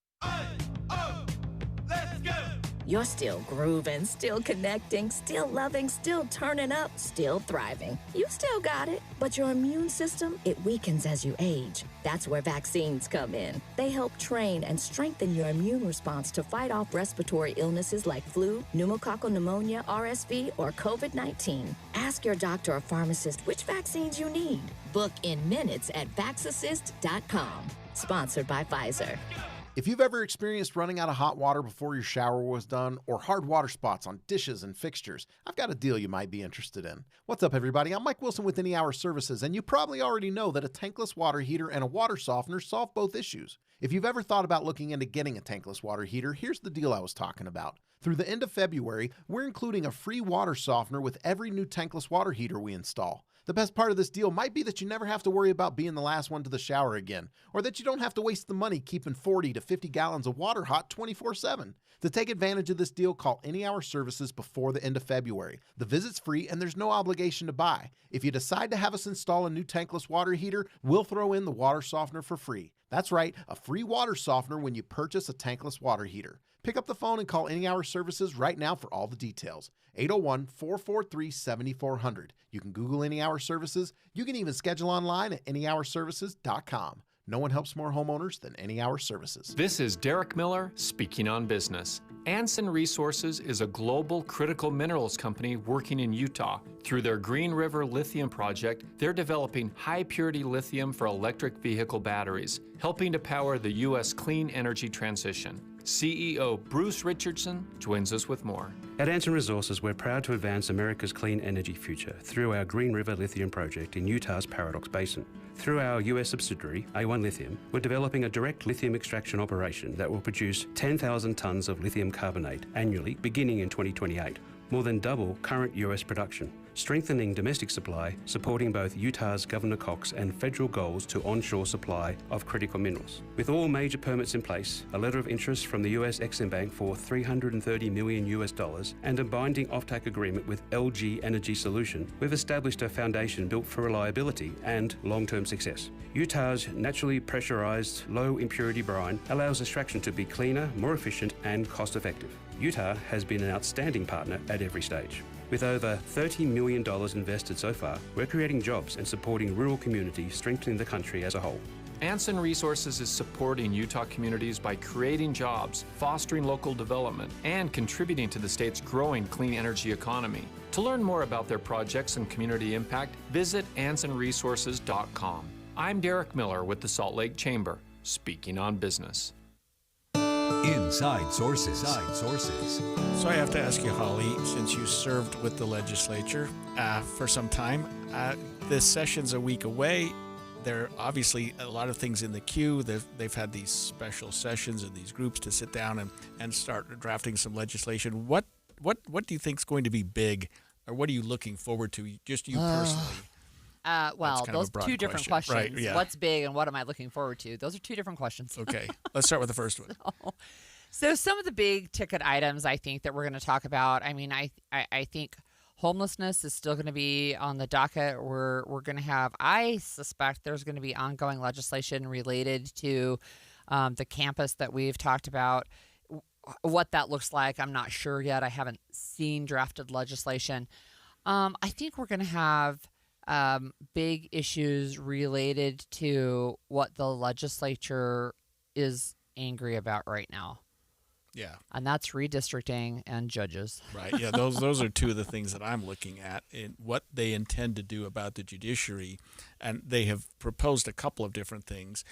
One is increase the size of the Supreme Court from 5 to 7. One is, I thought I saw something about limiting terms for judges so that they would, because you usually think of a judicial appointment as being a lifetime appointment, but putting some end to that. And then, like you say, redistricting, because we're in a quandary right now in Utah, no matter how you look at it. And there are two sides to it, obviously, which is we have this redistricting battle that ended up with a map that a lot of people are not happy with. What happens in the future? And is this map going to be the map in November. It seems right now it is, but the legislature is going to do something to make sure that this doesn't happen again. Yeah, I mean, I think there's a variety of things. I think citizens initiatives, and I know that's an issue for you. I'm just looking at the website really briefly. We already have some 350 bills, not counting any of the resolutions so far. But if you remember, we're looking at like maybe 1,200. So there could be another 900 bills still introduced. Not all of them will get discussed, of course, but over 800 bills typically get discussed in a legislative session. So the attorneys are drafting in a fast and furious manner. I think one of the bills, and I hope it passes. I don't know if it will. But it's Representative Okerlund's bill that would limit the number of bills that people can introduce, right? Because there's just so much, right? There's always a number of education bills. I'm interested to see what ongoing discussions there will be about higher education reform and funding. I'm interested in just education in general because it's the high ticket item, right? Paying for public education in the state of Utah. I think we're going to see additional funding sent towards the voucher program that allows people to access additional money. Those are some of the things. You mentioned redistricting and ballot initiatives. To me, those are part of the same problem because the Redistricting Commission was created as a result of a ballot initiative in 2018. Yeah. And the result of that has just gone far-fetched. And I think the legislature is saying, wait a minute, you vote us in to pass laws. That's our province. And there's also some question about who sets districts, whether it's constitutional, whether it's through ballot initiatives, whatever it is. And we've got to sort some things out so that we're not down this rabbit hole again 2 or 4 or 6 years from now. And I think the legislature intends to do that. Now, the courts might rein them in. In fact, they probably will be some lawsuits. But we've never had problems with ballot initiatives, in my opinion. They come. The bar is pretty go, high, right? But we have one that's created so much consternation that we're intending to throw the baby out with the bathwater and say, let's just get rid of ballot initiatives altogether. Even though you'd have to say that historically in Utah we haven't had a problem with them. So what that would take, and I don't anticipate that this would pass, but what that would take would be a constitutional amendment because in the Utah Constitution, citizens have the right to try to impact their government through citizens initiatives, right? Right. So what that would mean is that it would have to pass by 2/3 majority and signed by the governor. So 2/3 majority in both bodies, signed by the governor, and then it would have to go on the ballot, and then at least 50% plus one of members of the public of Utah would have to vote away their right to impact their government through citizens initiative. Yeah.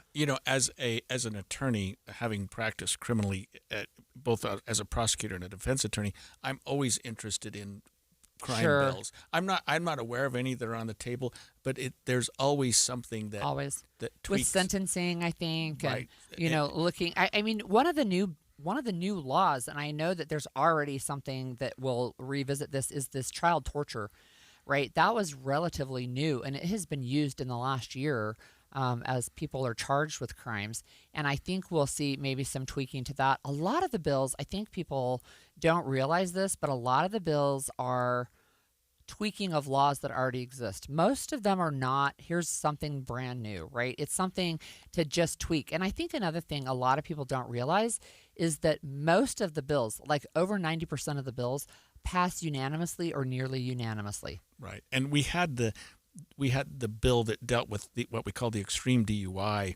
which we passed in the legislature last February, but it just kicked in January 1st of this year for whatever reason. I know most bills, I think they're set to kick in May or or July usually. So we just had former Senator Kurt Bramble text me and remind me constitutional resolutions passed by 2/3 in both bodies do not need to be signed by the governor, but they do need to be voted on by the public to be able to change the Constitution.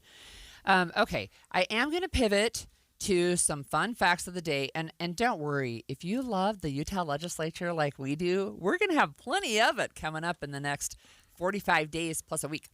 Okay, so today is National Rubber Ducky Day. Oh, Rubber Ducky, you're the one. You make bath time lots of fun. It's not Kermit. It's Ernie and Bert from Sesame Street. You're right. That was- I got the show right. Yeah. That's Ernie singing. So, and I remember that even from when I was a kid. So here's a funny fun fact about rubber duckies. And in 1992, there was a big storm in the Atlantic, the North Atlantic.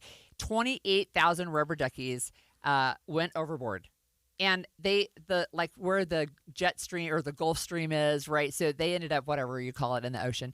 It ended up in the North Atlantic. Some of them are still trapped there in ice, if you can believe it, right? So so you may or may not find a 1992 rubber ducky.